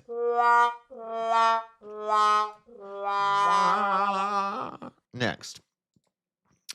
Her feed. Hungry? Eat the rich. Communism. Her Thanksgiving pics. She's at a mansion with her beautiful white family and her big table and her feast laid out. But she's talking about eat the rich. She's talking about communism on Tuesday. She's talking about a beautiful Thanksgiving feast privilege, white privilege on Thursday. Wow. Wow. Where's my, I don't even, what'd she think about on Tuesday? It doesn't matter what you think. Next. Saying that kind of attitude is why the Democrats lost to my annoying cousins all Thanksgiving, no matter what they're talking about. I miss out on dang Thanksgiving feasts with my family. I do Christmas with the family, but I would love to have Thanksgiving with some of my Democrat family members. They wouldn't show up to dang Thanksgiving dinner though. I don't think we. There's not many. Anyway, that would be funny though. Next. Your sister's radical boyfriend and your dad hitting it off at Thanksgiving after he helps with the mashed potatoes. Zoran and Trump, they had a friendly meeting. I think we played that last week. Now I got to wait for the non-Black Friday sale to buy the dishwasher I want. The item I had been holding out for on Black Friday actually went up $100. Got him. Gotcha, bitch. Dang. Next. Look at, is this Sydney Sweeney or is this Alex Jones's daughter? Is this a real picture? Happy Thanksgiving to all my fellow Americans as we continue to battle for the future of our republic. Is this Alex Jones and is that Sydney Sweeney? Is this fake? I think this is fake, but if that's his daughter, dang, girl, what's good? I don't know if what I'm focused more on, the turkey or the Johnny Cash t-shirt. Next. Stop it. Next. Vegetable drawer my ass. I'm putting my whole damn turkey in there. in the drawer and just fill it up with broth. Let it sit in the drawer. Sounds like a plan. Next. When you're hungry, but there's only ingredients. Damn it. I'm hungry, but all we have are ingredients. I want food, not ingredients. I ain't trying to cook nothing. Anyway, that's it. That's it for the memes.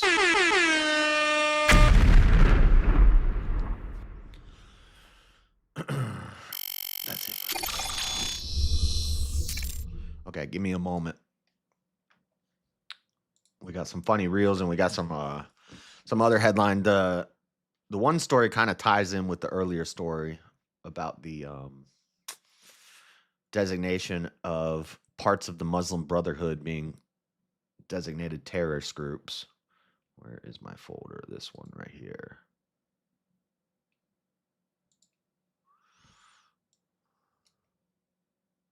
But first, before we get to some headlines, we've got... Oh, don't start virtual camera. Wrong button. We've got some reels to watch. Give me 1 second.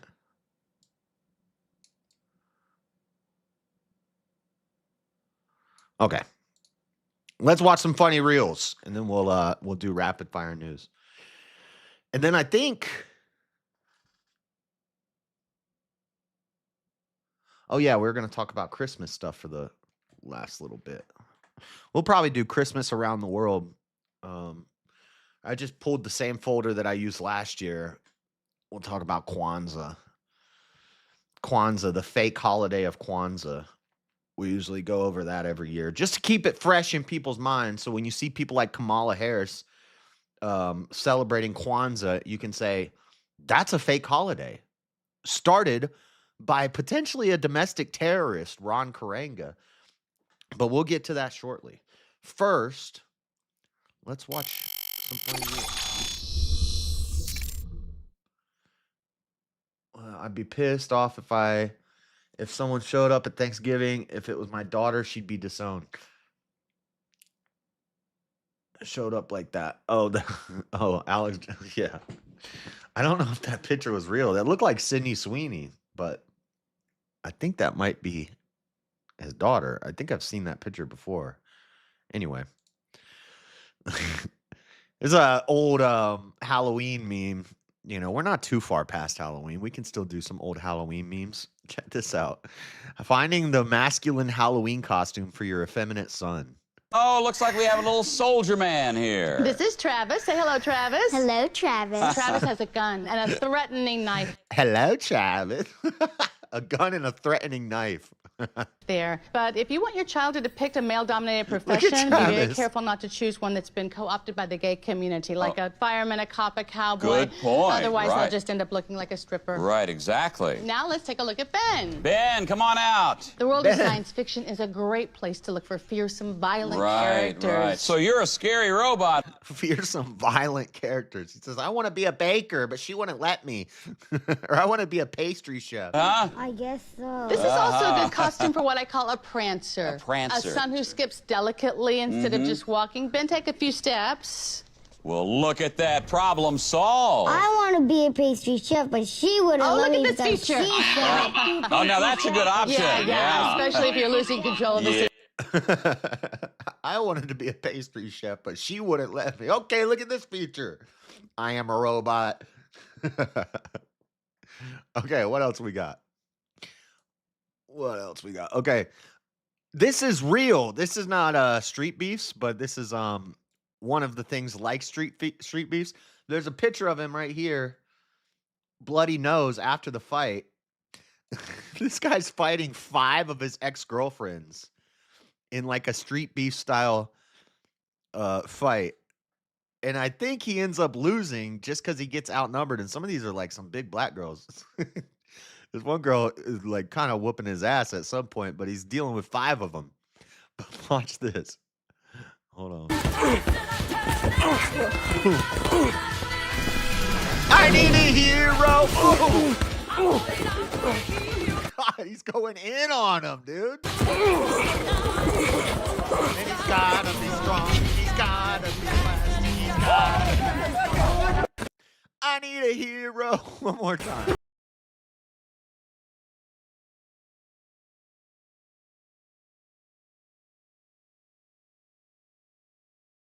Is like whooping his ass the whole time she's rocking him. He's catching strays from this chick.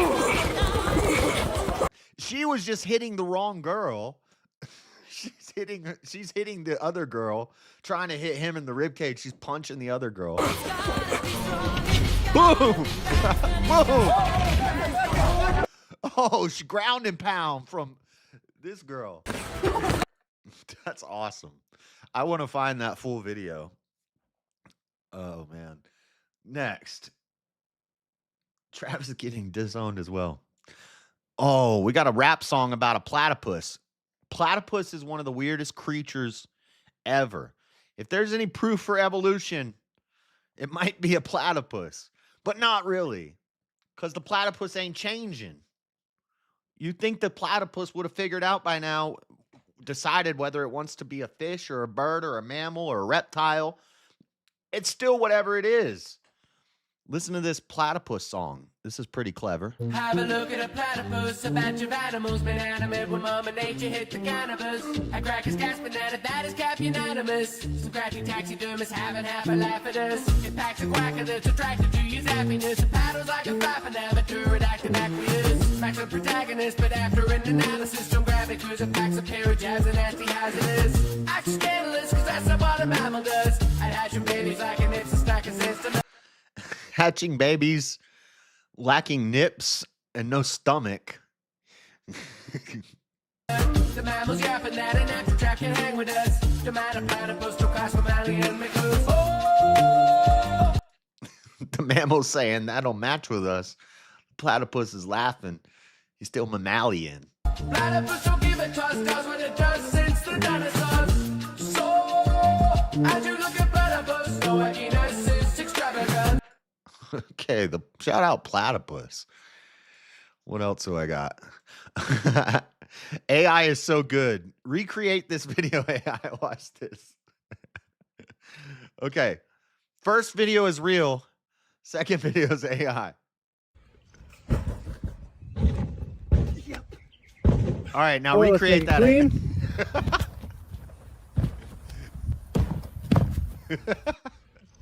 Oh, one more time. Dude, AI is so good. Let's make it clean.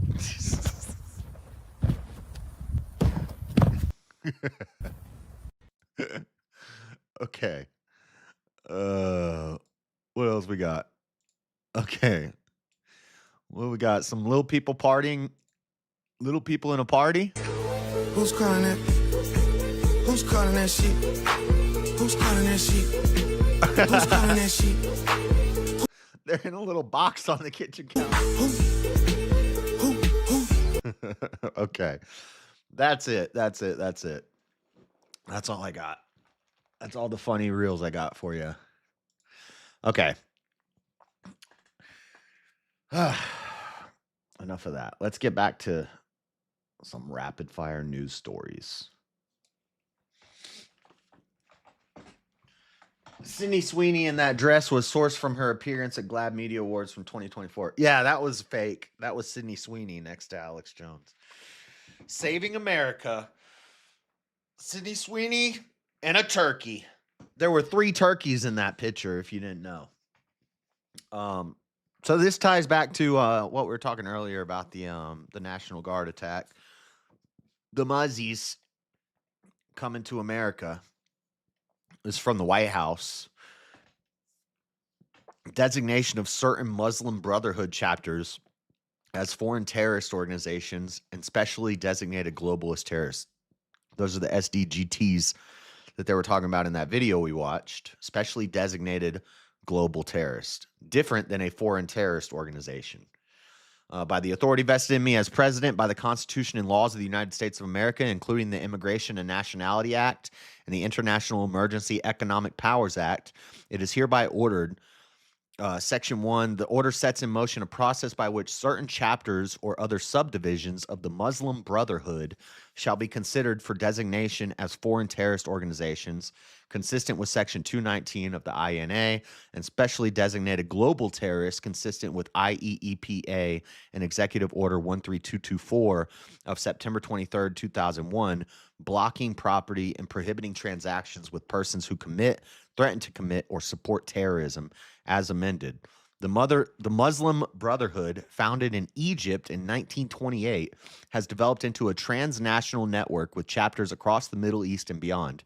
Relevant here, its chapters in Lebanon, Jordan, and Egypt engage in or facilitate and support violence and destabilization campaigns that harm their own regions, United States citizens, and United States interests. For example, in the aftermath of October 7, 2023 attack in Israel, the military wing of the Lebanese chapter of the Muslim Brotherhood joined Hamas, Hezbollah, and Palestinian factions to launch multiple rocket attacks against both civilian and military targets within Israel. A senior leader of the Egyptian chapter of the Muslim Brotherhood on October 7, 2023 called for violent attacks against United States partners and interests, and Jordanian Muslim Brotherhood leaders have long provided material support for the militant wing of Hamas. Such activities threaten the security of American citizens in the Levant and other parts of the Middle East, as well as the safety and stability of our regional partners. It is the policy, I'm just going to read this policy real quick. It is the policy of the United States to cooperate with its regional partners to eliminate the capabilities and operations of Muslim Brotherhood chapters designated as foreign terrorist organizations, pursuant to Section 3 of this order, deprive those chapters of resources, and thereby end any threat such chapters pose to United States nationals or the national security of the United States. So, good job. We're designating parts of the Muslim Brotherhood as terrorists, cartels as terrorists, Antifa as terrorists. We need to find an Antifa member who wants to debate. Even if they want to be anonymous. You know, they don't want to show their face. I'm fine. I want a real Antifa member who wants to debate that Antifa are a terrorist group. But it's going to be hard to find any. I don't know. Maybe I'll have to contact somebody in Portland. But we'll see. Anyway, what else we got? Oh, here's an update. Here's a Trump date. This is more vindication for the Trumpers out there, for the MAGA people, for the real ones. Georgia case is dismissed. Trump's Georgia January 6th cases. I believe this was Letitia James.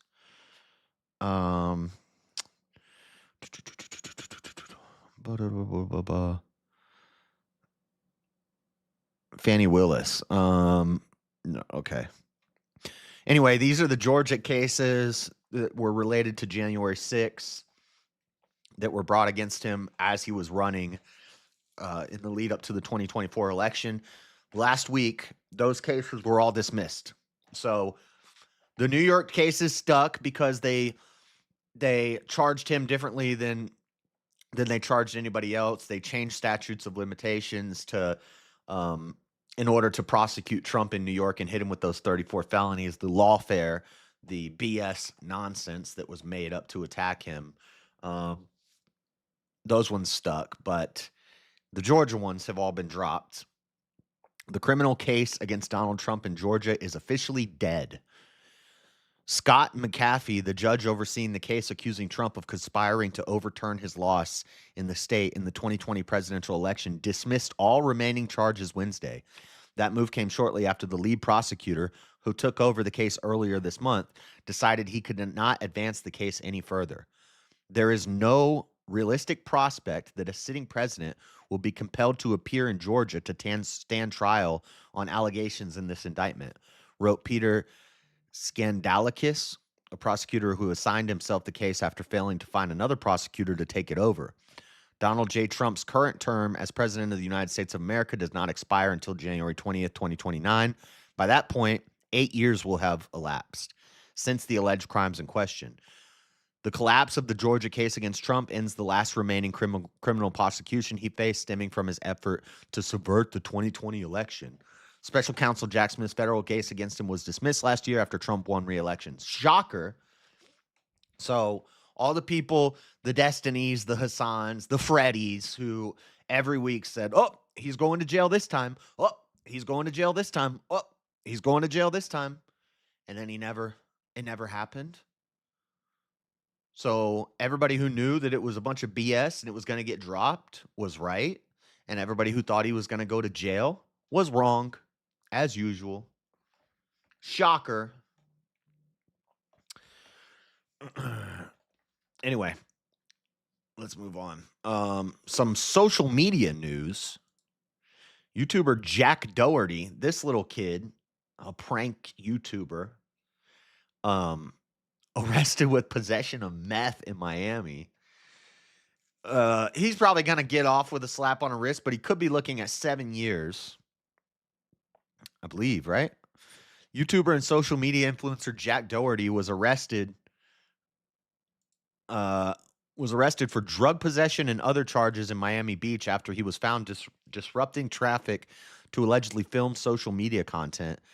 Announced that and this kid was been making YouTube videos since he was like 6 years old, and now he's like multi-millionaire. Allegedly beat his girlfriend, the girl with the white bangs, I forget her name. But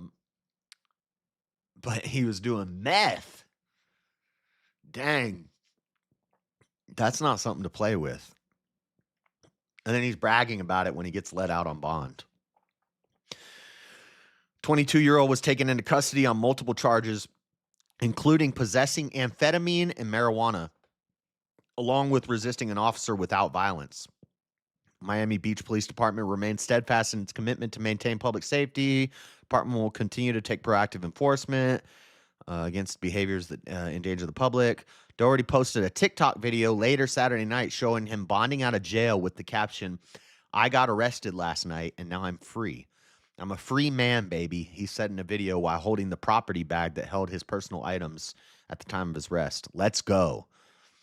According to his bio on Delca Talents, his talent agency, Doherty has over 3.2 million YouTube subscribers and over 500 million YouTube views. Dang. Doherty is best known for filming daredevil stunts. I would not call anything he does daredevil-ish. Pranks. Stupid, annoying pranks. Annoying people. I've never seen him do any daredevilish acts myself, maybe. His most watched video has over 18 million views. CBS News has reached out, no response. Influencer blocks traffic for the sake of content, and he's got meth on him. According to the arrest documents, they searched Doherty's person. They found half of an orange oval-shaped pill with 3 imprinted on it, consistent with a Schedule II amphetamine. So maybe it was like a Adderall or a Ritalin or something. But it was I don't know, Ritalin are they're the orange balls. They're blue and white, and they have an orange ball. That's Adderall XR. I don't know what that is. But it's an amphetamine. Maybe it's a Dexo. I forget what it's called. And a plastic container holding 3 hand-rolled suspected cannabis cigarettes weighing approximately 4 grams. Yeah, the cannabis is the least of your worries. I'd be more worried about the pills, buddy. Last night in Miami Beach after police say they found marijuana and part of an amphetamine pill on him after they stopped him for blocking traffic. Take a listen to what he had to say. Guys, I just got out of jail. You got NBC News out here waiting for me, but I'm free after 24 hours. I'm a free man, baby. Let's go. CBS News Miami has reached out to Dotary's representatives. Yeah, I think he's looking at potentially 7 years. If I remember right. Why is it not telling me the minimum? This website's not telling me the minimum possible time that he could get, but I read it somewhere. Anyway, what else? This is old. I never got to this. I saved it a long time ago, November 19th. It's not that old, but it was an update to the SNAP benefits issue with the government shutdown and the SNAP benefits. We find out 49 million people are on SNAP. All the ABODs who are taking advantage of our welfare system, taking advantage of taxpayers, able-bodied, zero-dependent young men who would rather live off the government than get a job. And then when the government shutdown happens, everybody loses their mind because they're not getting their SNAP benefits. They can stand in line at a food bank for 6 hours, but they can't go get a job. SNAP benefits update, USDA to completely deconstruct the program. U.S. Department of Agriculture Secretary Brooke Rollins has said the department will completely deconstruct the Supplemental Nutrition Assistance Program in an effort to remove fraud and corruption from the program. Secretary Rollins wants to ensure the fraud, waste, and incessant abuse of SNAP ends.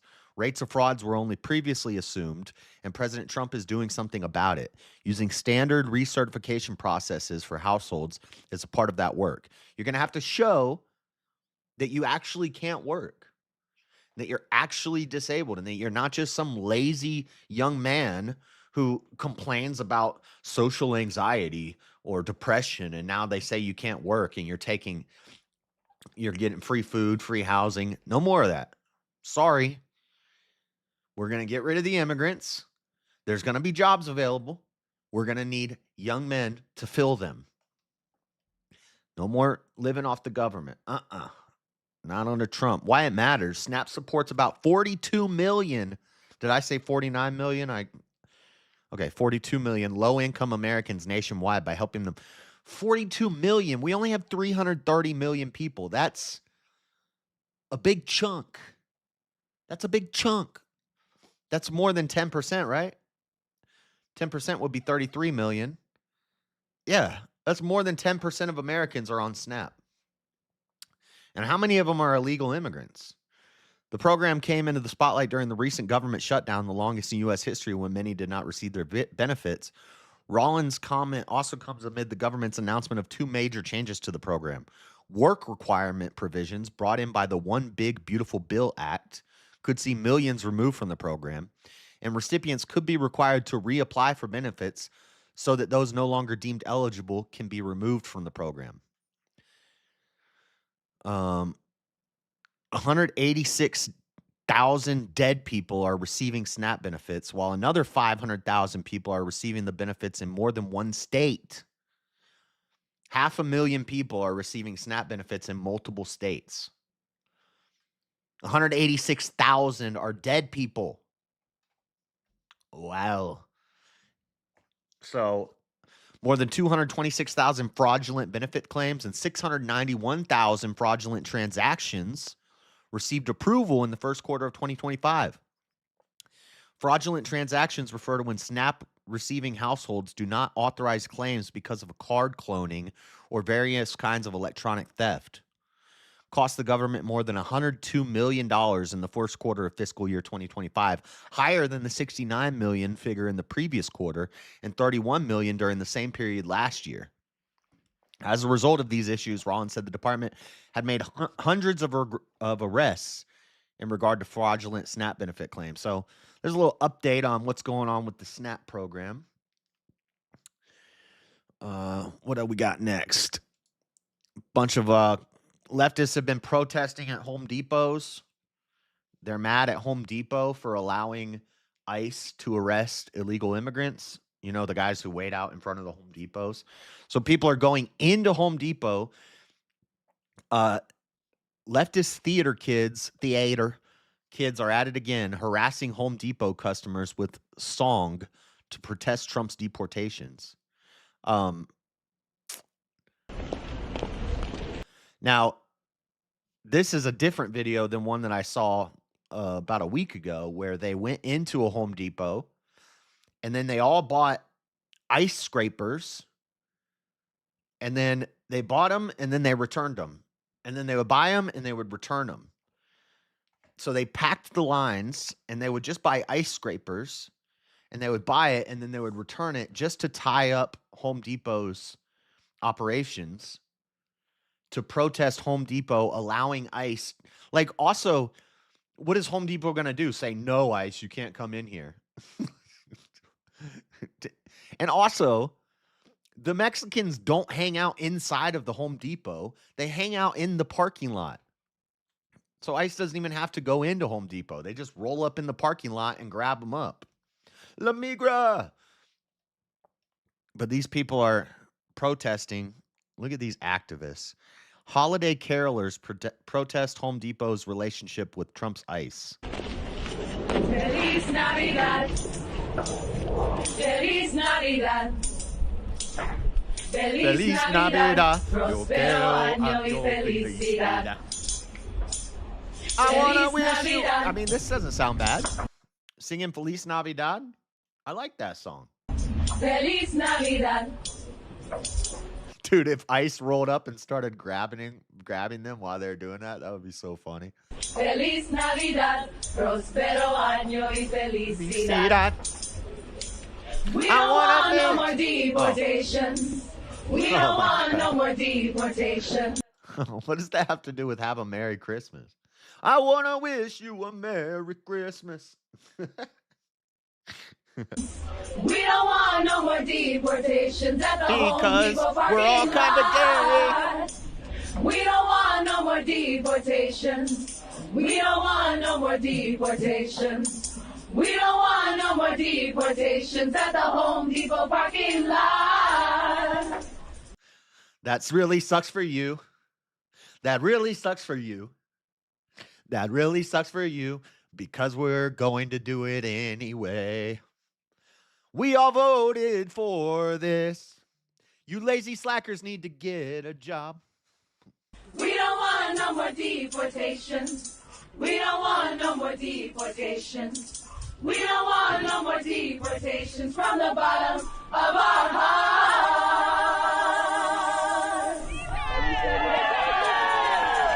No más. Ni uno más. Deport them. Left-wing slacktivists, this is from Crowder, left-wing slacktivists in Home Depot being their new boogeyman. Christmas shoppers in what I'm guessing is California, while attempting run in quickly to grab a new string of Christmas lights or an inflatable of Santa Claus mooning people, were greeted with theater kids singing. Crowder, who is writing your articles, dude? Do you need somebody who is AI writing this, or do you not have an editor? Because I'm only one paragraph in. I've seen 2 typos and some bad grammar here. While attempting run in quickly to grab new string of Christmas lights and inflatable of Santa Claus mooning people, were greeted with theater kids singing. Is this how you spell singing? No, it's SINGING. This is not how you spell singing. Feliz Navidad to protest Donald Trump's common sense illegal immigration reform because Spanish and because singing the Pogues fairy tale of New York would have made less sense. Let's start with Home Depot's relationship with Trump's ICE. Blah, blah, blah, blah, blah. We get it. They're protesting Home Depot. They're mad because we're deporting illegals. The end. What else we got? Oh, here's just an interesting story that local sheriff is catching heat. This is just an interesting story I came upon. Let's check this out. Look at this, Warden burgers. I agree with this. This is pretty based. On social media for using food as punishment. That right there. Again, this guy looks like AI. I don't think they're using newscasters anymore. I think that they're all just AI. Is the Warden burger. Butler County Sheriff Richard Jones serves it to inmates in isolation. Our Courtney King sat down with the sheriff today about why he uses it. She's real. She's fine. But Courtney, my question is, would he eat the burger? What up, Courtney? Rob, that was my first question for him. So not only did he say he would, he did, and we have it all on camera. We're going to show you that in just a few minutes, or in a moment, actually. The Warden burger. So if you get put in ISO while you're in his jail, he just feeds you this every day, 3 meals a day. And they'll say later in the video, you only get ISO up to 10 days for behavior. You get in a fight or something, you go in ISO for 10 days. And for 3 meals a day for that 10-day period, you get 30 Warden burgers, which is turkey, carrots, celery, potatoes, ground up, squished together, 2 pieces of bread, and that's all you get to eat. 3 meals a day. It's pretty based. The sheriff. It looked like it got bugs in it, though. Tells us that he's not the only one that does this, and that detention centers all over the country do this. And it is important to note that the burger is not made to be bad. We do have the recipe for it, and we'll put it on our website for you. It's basically a turkey burger. The sheriff says that what's punishment about it is that the inmate in isolation gets that for breakfast, lunch, and dinner every day until they leave isolation. And like you said, he has caught a lot of flack on social media about this. One person even calling him a disgusting human. The State Department of Corrections is not my boss, so I basically don't give two what they think. On Wednesday, we sat down with Butler County Sheriff Richard Jones and watched him eat this. It's no ordinary burger. Looks like it's got some rice in it. Looks like it's got some oatmeal. It's got some turkey. He said it has carrots and celery, and he's going to eat it. It's what the sheriff calls a Warden burger. So you have zero complaints. Look, it looks like it's got maggots in it. It looks like it's got some dang bugs, but that's protein, baby. All I would say is I would eat it. I just want some ketchup. Can I get, it looks dried in a mug. Can I get like a ketchup packet at least? Complaints about the Warden burger. Me personally, no. He's eating it. I would eat this. I am eating it. Hell, I'm eating it now. The sheriff tells us. Dude, I like this guy. This guy's based. He's been serving it to inmates in isolation for all 3 meals. Dude, I'm okay with getting rid of the death penalty, but here's my conditions. We don't feed the inmates. We just put them on like an island somewhere and they can hunt for their own food, but we don't provide them food. So we don't put them to death. But they're probably not going to make it very long, if you know what I'm saying. Meals for the last several years. This is jail. You don't get to choose. Your mommy and your dad and your Aunt Lily doesn't get to make your meals. I'm your aunt. I'm your grandpa. I'm the one that gets your meal prepared and makes sure it gets done. The sheriff says inmates get put in isolation for things like fighting, and the burger is an added punishment. I think that guy's pretty based. All right, last rapid fire story. Airsoft Fatty is dropping a little more YouTube drama going on. I mean, iDubbbz is pretty much done for, but Airsoft Fatty out here destroying the boy iDubbbz. Thanks to Raycon for sponsoring this. Check this out. I love Airsoft Fatty. Video. I ain't got no motherfucking friends. That's why I watch your shit, you lame motherfucker. East Side, Serious City Killers. You know who the realest YouTuber is. First off, fuck your bitch in the vid you made. Full force when I ride, views a bitch. been the same. You claim to be a player, but they fucked your wife. You're busting white Hassan, Ian fucked your life. Plus, Ian tried to film me weak farts I ripped. I saw Pikerini and Joma Sabar. Weak farts I ripped? If you don't know who Airsoft Fatty is, or I does, and you don't know the backstory of this, you need to catch up. Gas bitches. We keep on filming while you running from the Jews. Steady gunning, keeping busting. And also, Airsoft Fatty has been on a weight loss journey. I don't know if he's getting some Ozempic or what, but he is cutting the LBs quickly. Wait till he has his shirt off and you see his stomach. It's kind of nasty. West Side Thug Life. From the views, you know the rules. Wait a song go ask your homie how I leave you. Fucked up, dumbass, see you in pieces. Now be deceased. Anissa, don't fuck around with real YouTubers. Quick to snatch your ugly ass out the sheets, so fuck your peace. I let the fans know it's on for life. Don't let the full force ride tonight. Ha ha ha ha. The drummer murdered Don Wax and Kush. Fuck with me and get your fans peeled, you know, see. Grab your Glocks when you see Sam Hyde. Call the cops when you see Sam Hyde. Who shot me, but the punks didn't finish. Now you about to feel the wrath of a menace. Kaya hit me up. Check this out, you motherfuckers. Kaya hit me up. When he takes his shirt off, it's nasty. Shock style, when I train, I got your empathy, cause I'm a slendy ass in the rap. Ian weaker than Josh Block, I'ma run it through the Jomas. Put Ian in a coma, and I'm a shocking hard biker. Y'all ain't made it dead, y'all one time paid my rent. Don't misconstrued, go on night. One time you paid my rent. iDubbbz channel sort of most viewed, I lit him up. He does have the most viewed channel, or the most viewed video on iDubbbz channel. Grab your Glocks when you see Sam Hyde. Call the cops when you see Sam Hyde. Who shot me, but your punks didn't finish. Now you're about to feel the wrath of a menace. Kaya hit me up. Grab your Glocks when you see Sam Hyde. Okay, enough of that. Enough of that. All right. What a power. Oh, no, thank you. Dude looks a lot like... Oh, man. That's Airsoft Fatty. Okay. We'll do Christmas is Not Pagan next week, but this week we'll do some Christmas around the world.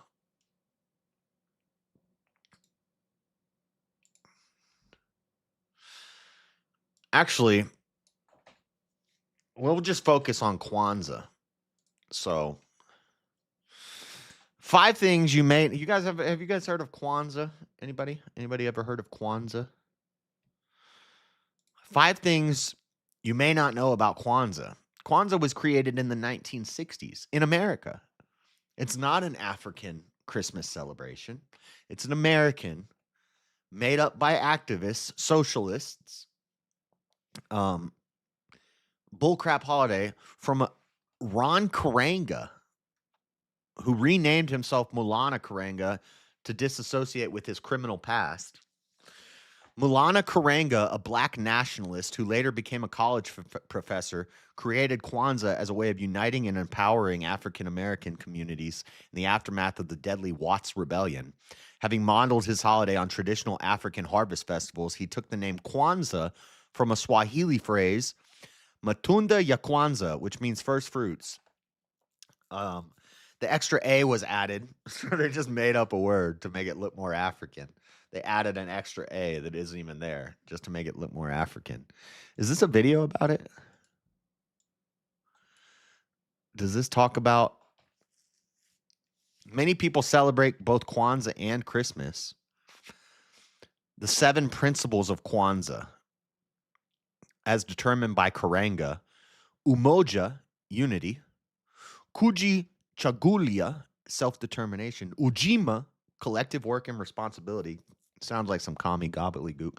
Ujamaa, cooperative economics; Nia, purpose; Kumba, creativity; and Imani, faith.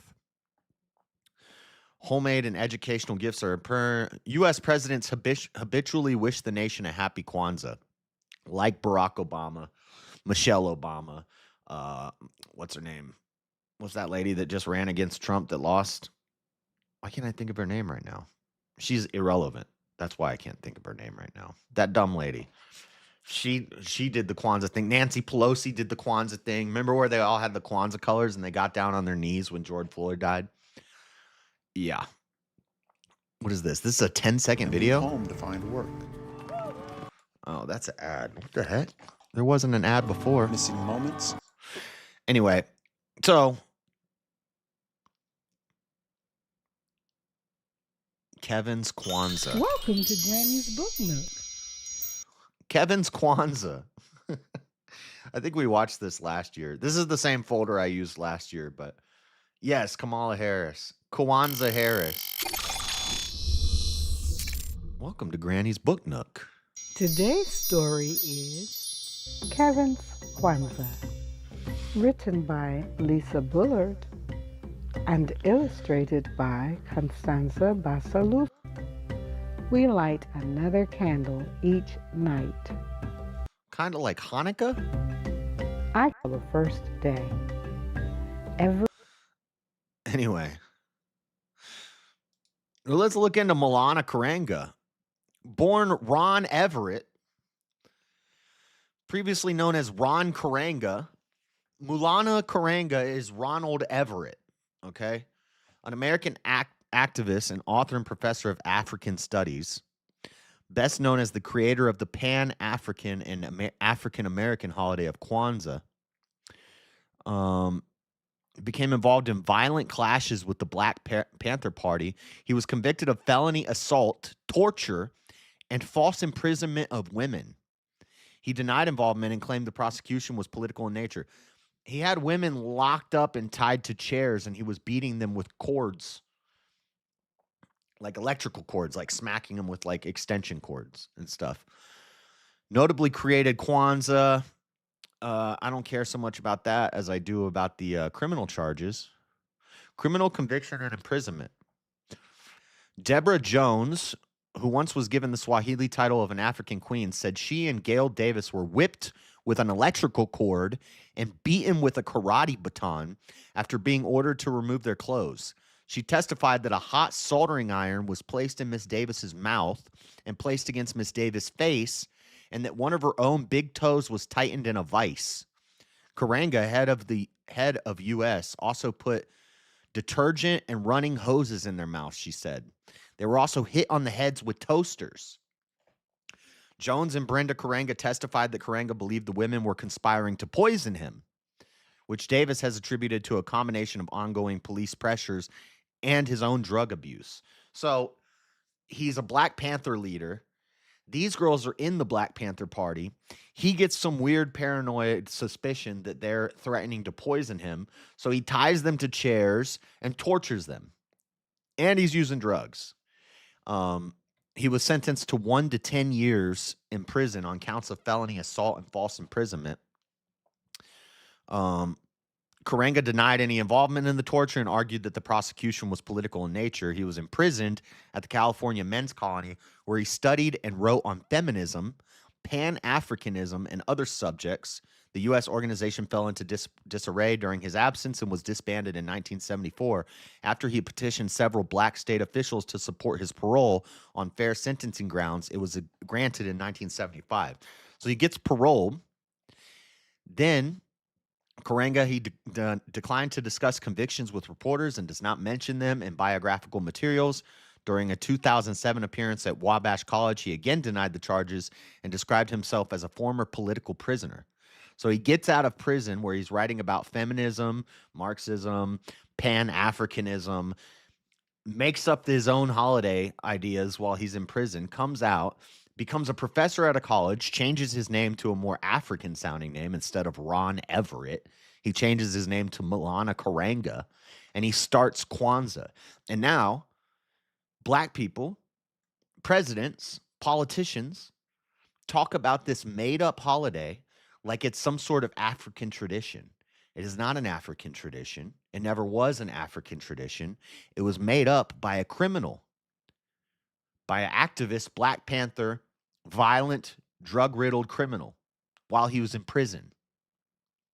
And then you made him a college professor, and you prop up this holiday that he invented. Crazy. Crazy, crazy, crazy. Oh, I just closed that. The Federalist Papers, Evil Truth, creator of Kwanzaa, tortured women. See, this is not available anymore. Here's how people are celebrating Christmas around the world. It's the time of year when Saint Nick loads up his sleigh and travels all around the world giving. So that's how some people celebrate fake Kwanzaa. What other Christmas holidays do people celebrate around the world? Gifts and spreading holiday cheer. ABC's Inez de la Catera takes a look at how people around the world are celebrating Christmas this year.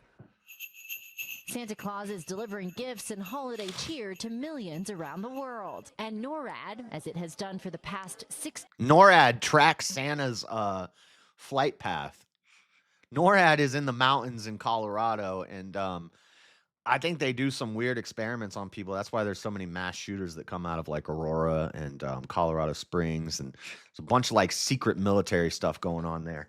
I don't know what's up, but they track Santa's flight path. That's pretty cool. 58 years is tracking his journey. And we're going to make sure that his path is clear. And as we intercept him, we'll go ahead and he wave at him. He waves at us. He knows we're there. And he's quite happy that we're escorting him as he makes his way around North America. See, Santa's real, guys. NORAD tracks his flight path every year. I'm telling you guys, Saint Nick, let's go. As he travels Not pagan. across the United States, St. Nick will find some record high temperatures and not too many white Christmases. This is from last year. Country, very little snow cover, about This is the weather from last year at Christmas time. I don't have an updated thing about this. 12.7% of the lower 48 is covered in snow. This is some of the roads headed to their holiday destinations. AAA predicting the busiest holiday season ever. This is all stuff from last year, but traditions around the world. Merry Christmas 2023. 5 intriguing traditions from around the world. Krampus in dang Germany. So see, that might be pagan. But I ain't celebrating no Krampus. Here are 5 Christmas traditions around the globe. In certain regions of Austria and Germany, a custom features Krampus, an anthropomorphic figure whose horns believed to accompany St. Nicholas. Krampus is known for disciplining misbehaving children, providing a stark contrast to the benevolent image of Santa Claus. Santa Claus is St. Nick. Krampus might be pagan, but I don't be celebrating no Krampus. Cavalcades of lights in Venezuela. Oh, there's going to be some lights in Venezuela this year. There's going to be a cavalcade of lights in Venezuela. Those are going to be the lights of exploding boats in the water. Yurt.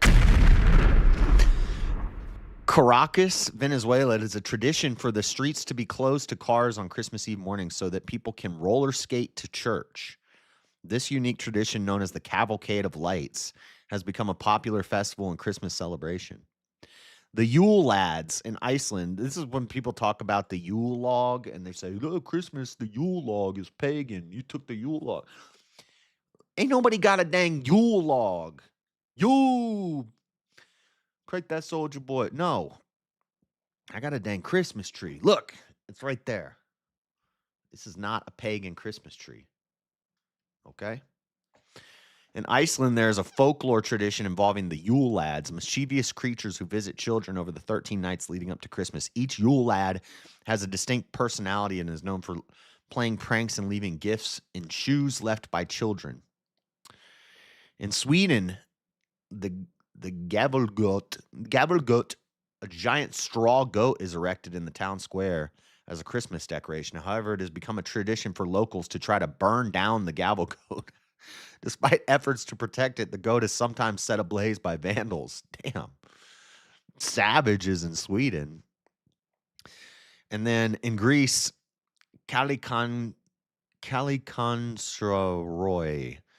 a Greek tradition warns of Kalikonseroi, a mysterious goblin who are believed to emerge during the 12 days of Christmas to cause trouble. Dude, why do these foreign people's Christmas sound like Halloween? This is like nightmare fuel. Maybe this stuff is pagan, But that's not the Christmas I celebrate. What's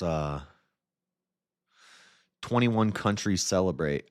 Business Insider, how Christmas is celebrated in 21 places around the world. Japan, a bucket of KFC fried chicken has become a holiday staple. Christmas Eve in Finland can involve going to the sauna with your whole family. That sounds weird. Like a nude sauna? In the movie Red One, Krampus is Santa's brother. I have seen that. Yeah, that's the one with The Rock. It's so cute. We've done that for as far back as I can remember since I became a mom. Christmas is a time of celebration, blah, blah, blah. From rum-soaked desserts, sounds good, to dazzling markets. Here's a closer look at how people celebrate Christmas around the world. Some people in the Philippines celebrate Christmas for 5 months. We talked about this last year. This is crazy. 5 months. Christmas season in the Philippines lasts for almost half the year. Decorations go up in September, and the holiday fervor doesn't end until the first Sunday in January. September, October, November, December, January. That's only 4 months. These people can't count. Decorations start going September, August, September, October, November, December, January. Well, I guess that is 5 months. Oh, the Santa tracker is what you're talking about. Japan people eat fried chicken on Christmas. What are these tubes? In Japan, Christmas is celebrated in a more secular way than in other predominantly Christian countries. It's considered a romantic day for couples, and many Japanese families treat themselves to what has become the traditional Christmas meal, a bucket of KFC. Shout out Japan.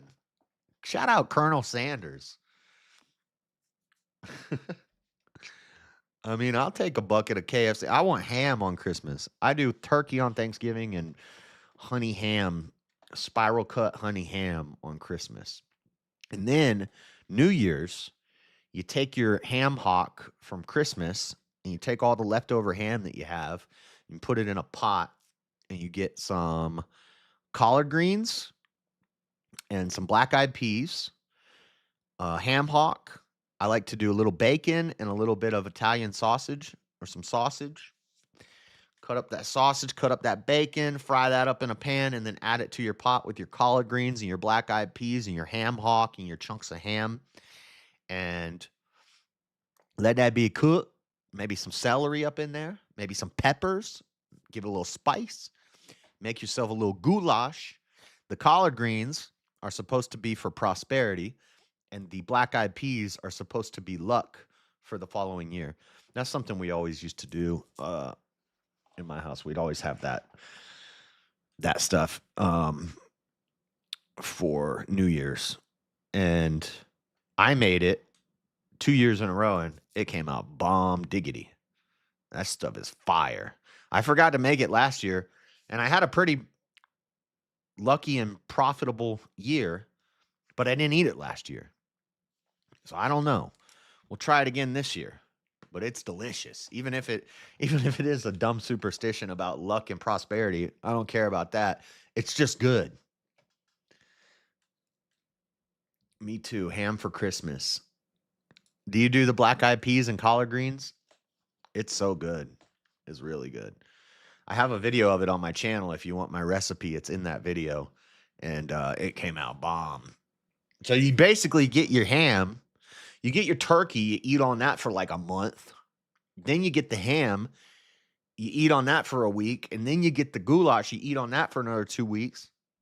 Basically, you can eat for like 2 months off of 3 meals. If you're a single guy like me, it's not bad. People say I can't eat turkey a month after yes, I can. It'll be fine. I'll be all right. That's why my immune system is so strong.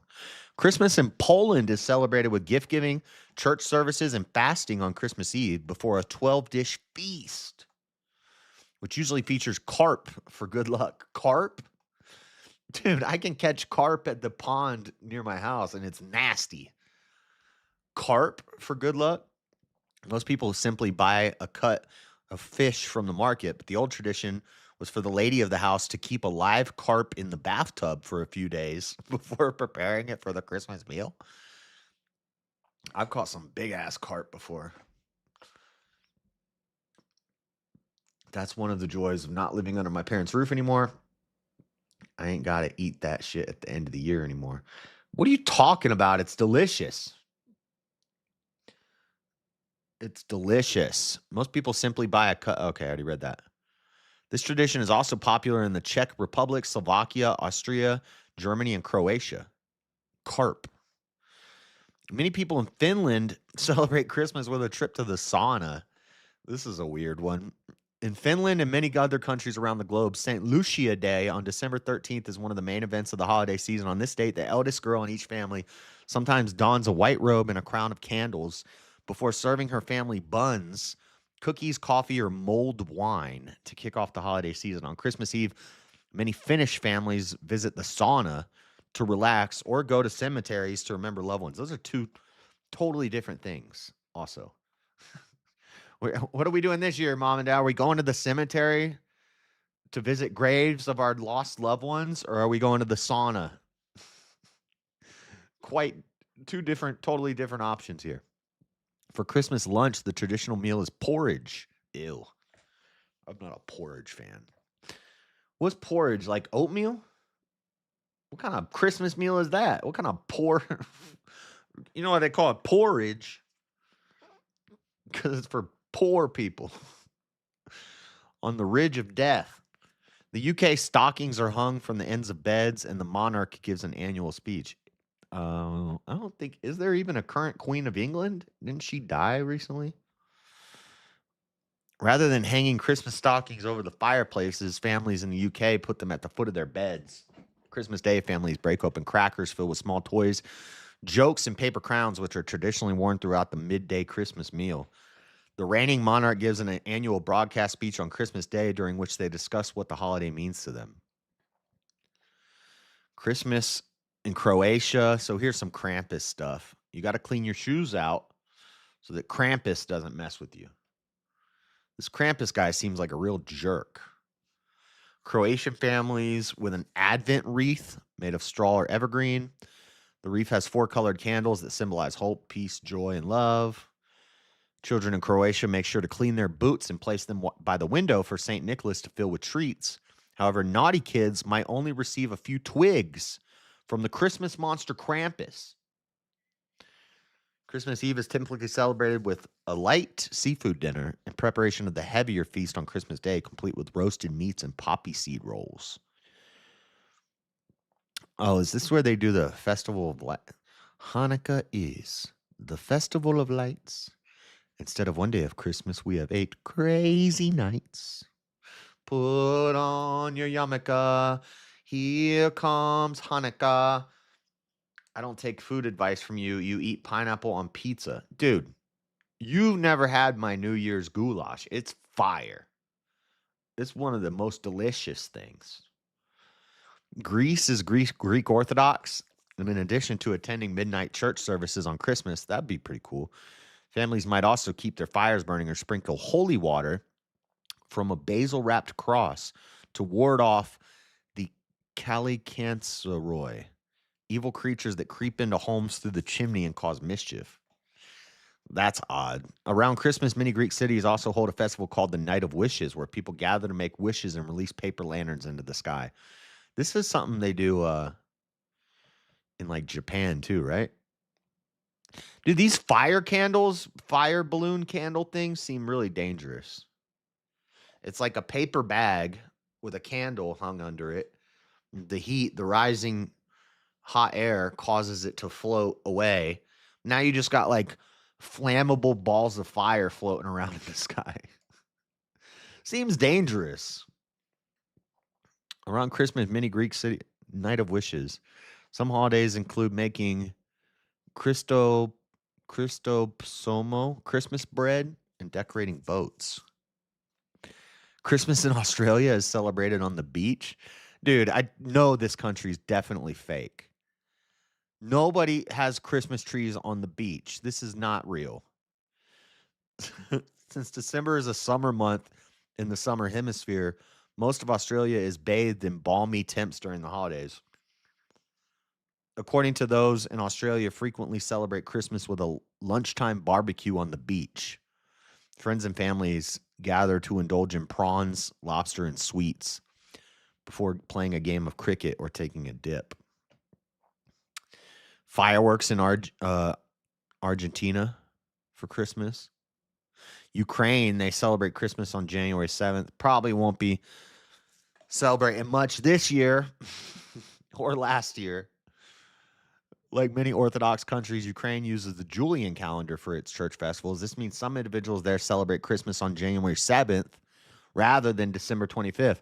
This does something, this kind of messes up your lie that Christmas comes from Samhain for all the pagans out there who claim that Christmas comes from Samhain because they saw it in a Facebook meme, even though your pagan cults didn't have any written languages until like the 800s, but we have records of Christmas going back to the 1st century.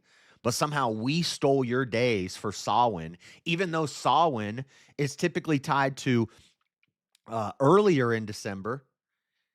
Real Christmas on the Julian calendar is January. And then they'll say Samhain is Halloween. Is Samhain Halloween or is it Christmas? Is it Sol Invictus or is it Samhain? Which one is it? Oh, you don't know because you come from tribes that didn't have written language and were eating each other. Good job. Good job, pagans. But we stole your days. You stole our days. You stole our traditions. The pagans saw that, oh, the Christians aren't sacrificing children. They're having a feast. That looks way better. I would rather do that. Why do we have to sacrifice children and spill their blood over a tree every year? The Christians, they decorate a tree with lights. We carve a tree into an idol and then we spill children's blood over it. I like what they're doing better. I'm going to do that. And then they say we stole their traditions. Dumb. Like many Orthodox countries, Ukraine uses the Julian calendar. Whenever the festivities begin, it's traditional. We'll go deeper into the lies about pagan Christmas next week and in the next couple weeks. Josh celebrates Hanukkah. Whenever festivities begin, it's traditional to delay eating Christmas dinner until the first star in the sky is spotted. Caroling in the streets and Vertep, the Ukrainian puppet theater, are also common holiday traditions. In the U.S., children leave cookies for Santas and hang their stockings in the fireplace. People in Spain often open presents on Epiphany. Epiphany is January 6th, which I think is also tied to the Julian calendar. Rather than unwrapping presents on Christmas Day, most people in Spain open their presents on January 6th or Epiphany, which is the day that the 3 wise men are said to have brought gifts to the infant Jesus. Many families in Spain decorate. What kind of pagan relationship is that? When Sol Invictus been over. Which pagan god are they bringing gifts for? Some made up nonsense that you made up years later that you tied to Jesus, even though there's no connection. That's called association fallacy. Just because different cultures did similar things doesn't mean that they're causally connected. Doesn't mean the church co-opted the pagan holiday. The pagans co-opted Christmas. Many families in Spain decorate their houses with ornate nativity scenes and enjoy seafood feasts. A lot of people eat seafood on Christmas around the world, which is odd to me. You know? We do ham. I couldn't imagine eating carp and seafood for Christmas. Brazil, the main celebration in Brazil takes place on Christmas Eve. Look at them fireworks, bruh. Look at them fireworks. Hanging lanterns in India. They hang the lanterns. You have to dodge the doo-doo in the streets. Father Frost visits Russian homes. In Latvia, you might have to read a poem before getting your presents. Kenya is connecting with family. Notice in Kenya, they're not celebrating Kwanzaa because that's a made-up holiday by a criminal. That's not a real holiday. Christmas in Pakistan is a religious celebration filled with family activities. Caroling is a big part of Christmas in many parts of Romania. Anyway, basically around the world. A little Christmas from around the world information. Merry Christmas season, guys, every day. We love Christmas around here. Got the tree. Got to get my ornament balls put on there. He gets mad about the holidays. I get mad when people say that they're pagan. I defend my Christian holidays every year. Valentine's Day, Saint Valentine's Day, All Hallows Eve, Hallowtide, All Saints Day, Christmas, Easter. I defend my Christian holidays from people who learn about Ishtar and Solo Victus and Samhain from Facebook memes, and then they start spreading it around and they fall for the okie doke because they don't know anything about the history of their own cult that had no written language. So you have no historical evidence for the claims you're making, but we have historical evidence for our side of the argument. Therefore, that's dumb. So yes, I defend my Christian holidays against the pagans every year. We do this every year, and I'm not going to stop. But Merry Christmas, guys. You know, I'll be seeing the family again this year. Again, there's a death in the family right before I take my trip. We were talking about maybe when I get down there seeing grandma, but she passed away the day before Thanksgiving. So I don't think I think my mom said on Facebook they're doing a small funeral. So I don't think there's not gonna be like some big service that I'm missing or anything like that. They're just doing a small thing. But prayers for the fam. Prayers for everybody this holiday season. You know, the world's a crazy place. I just report on it.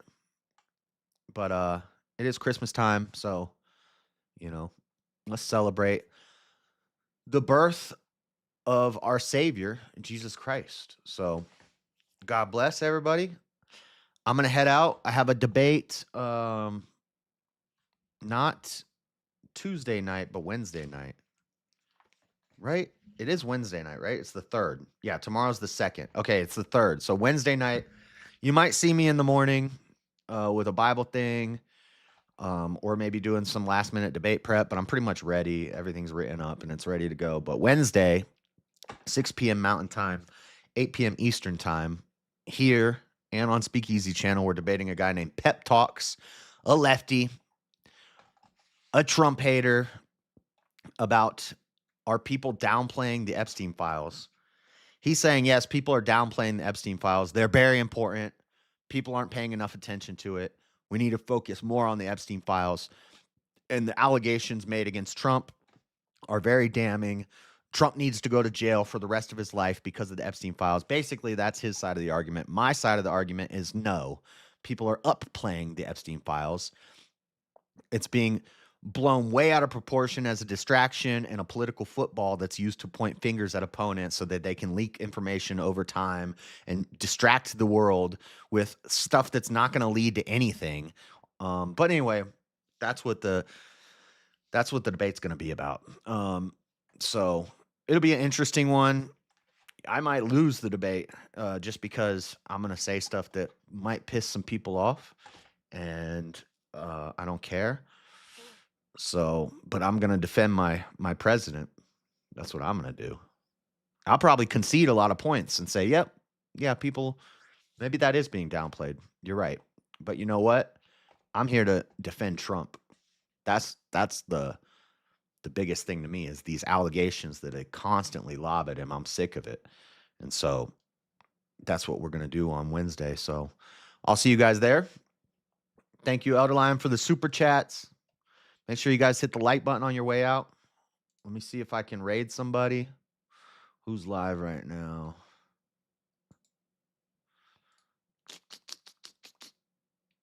Let me see. Is Easy live? Radical. No.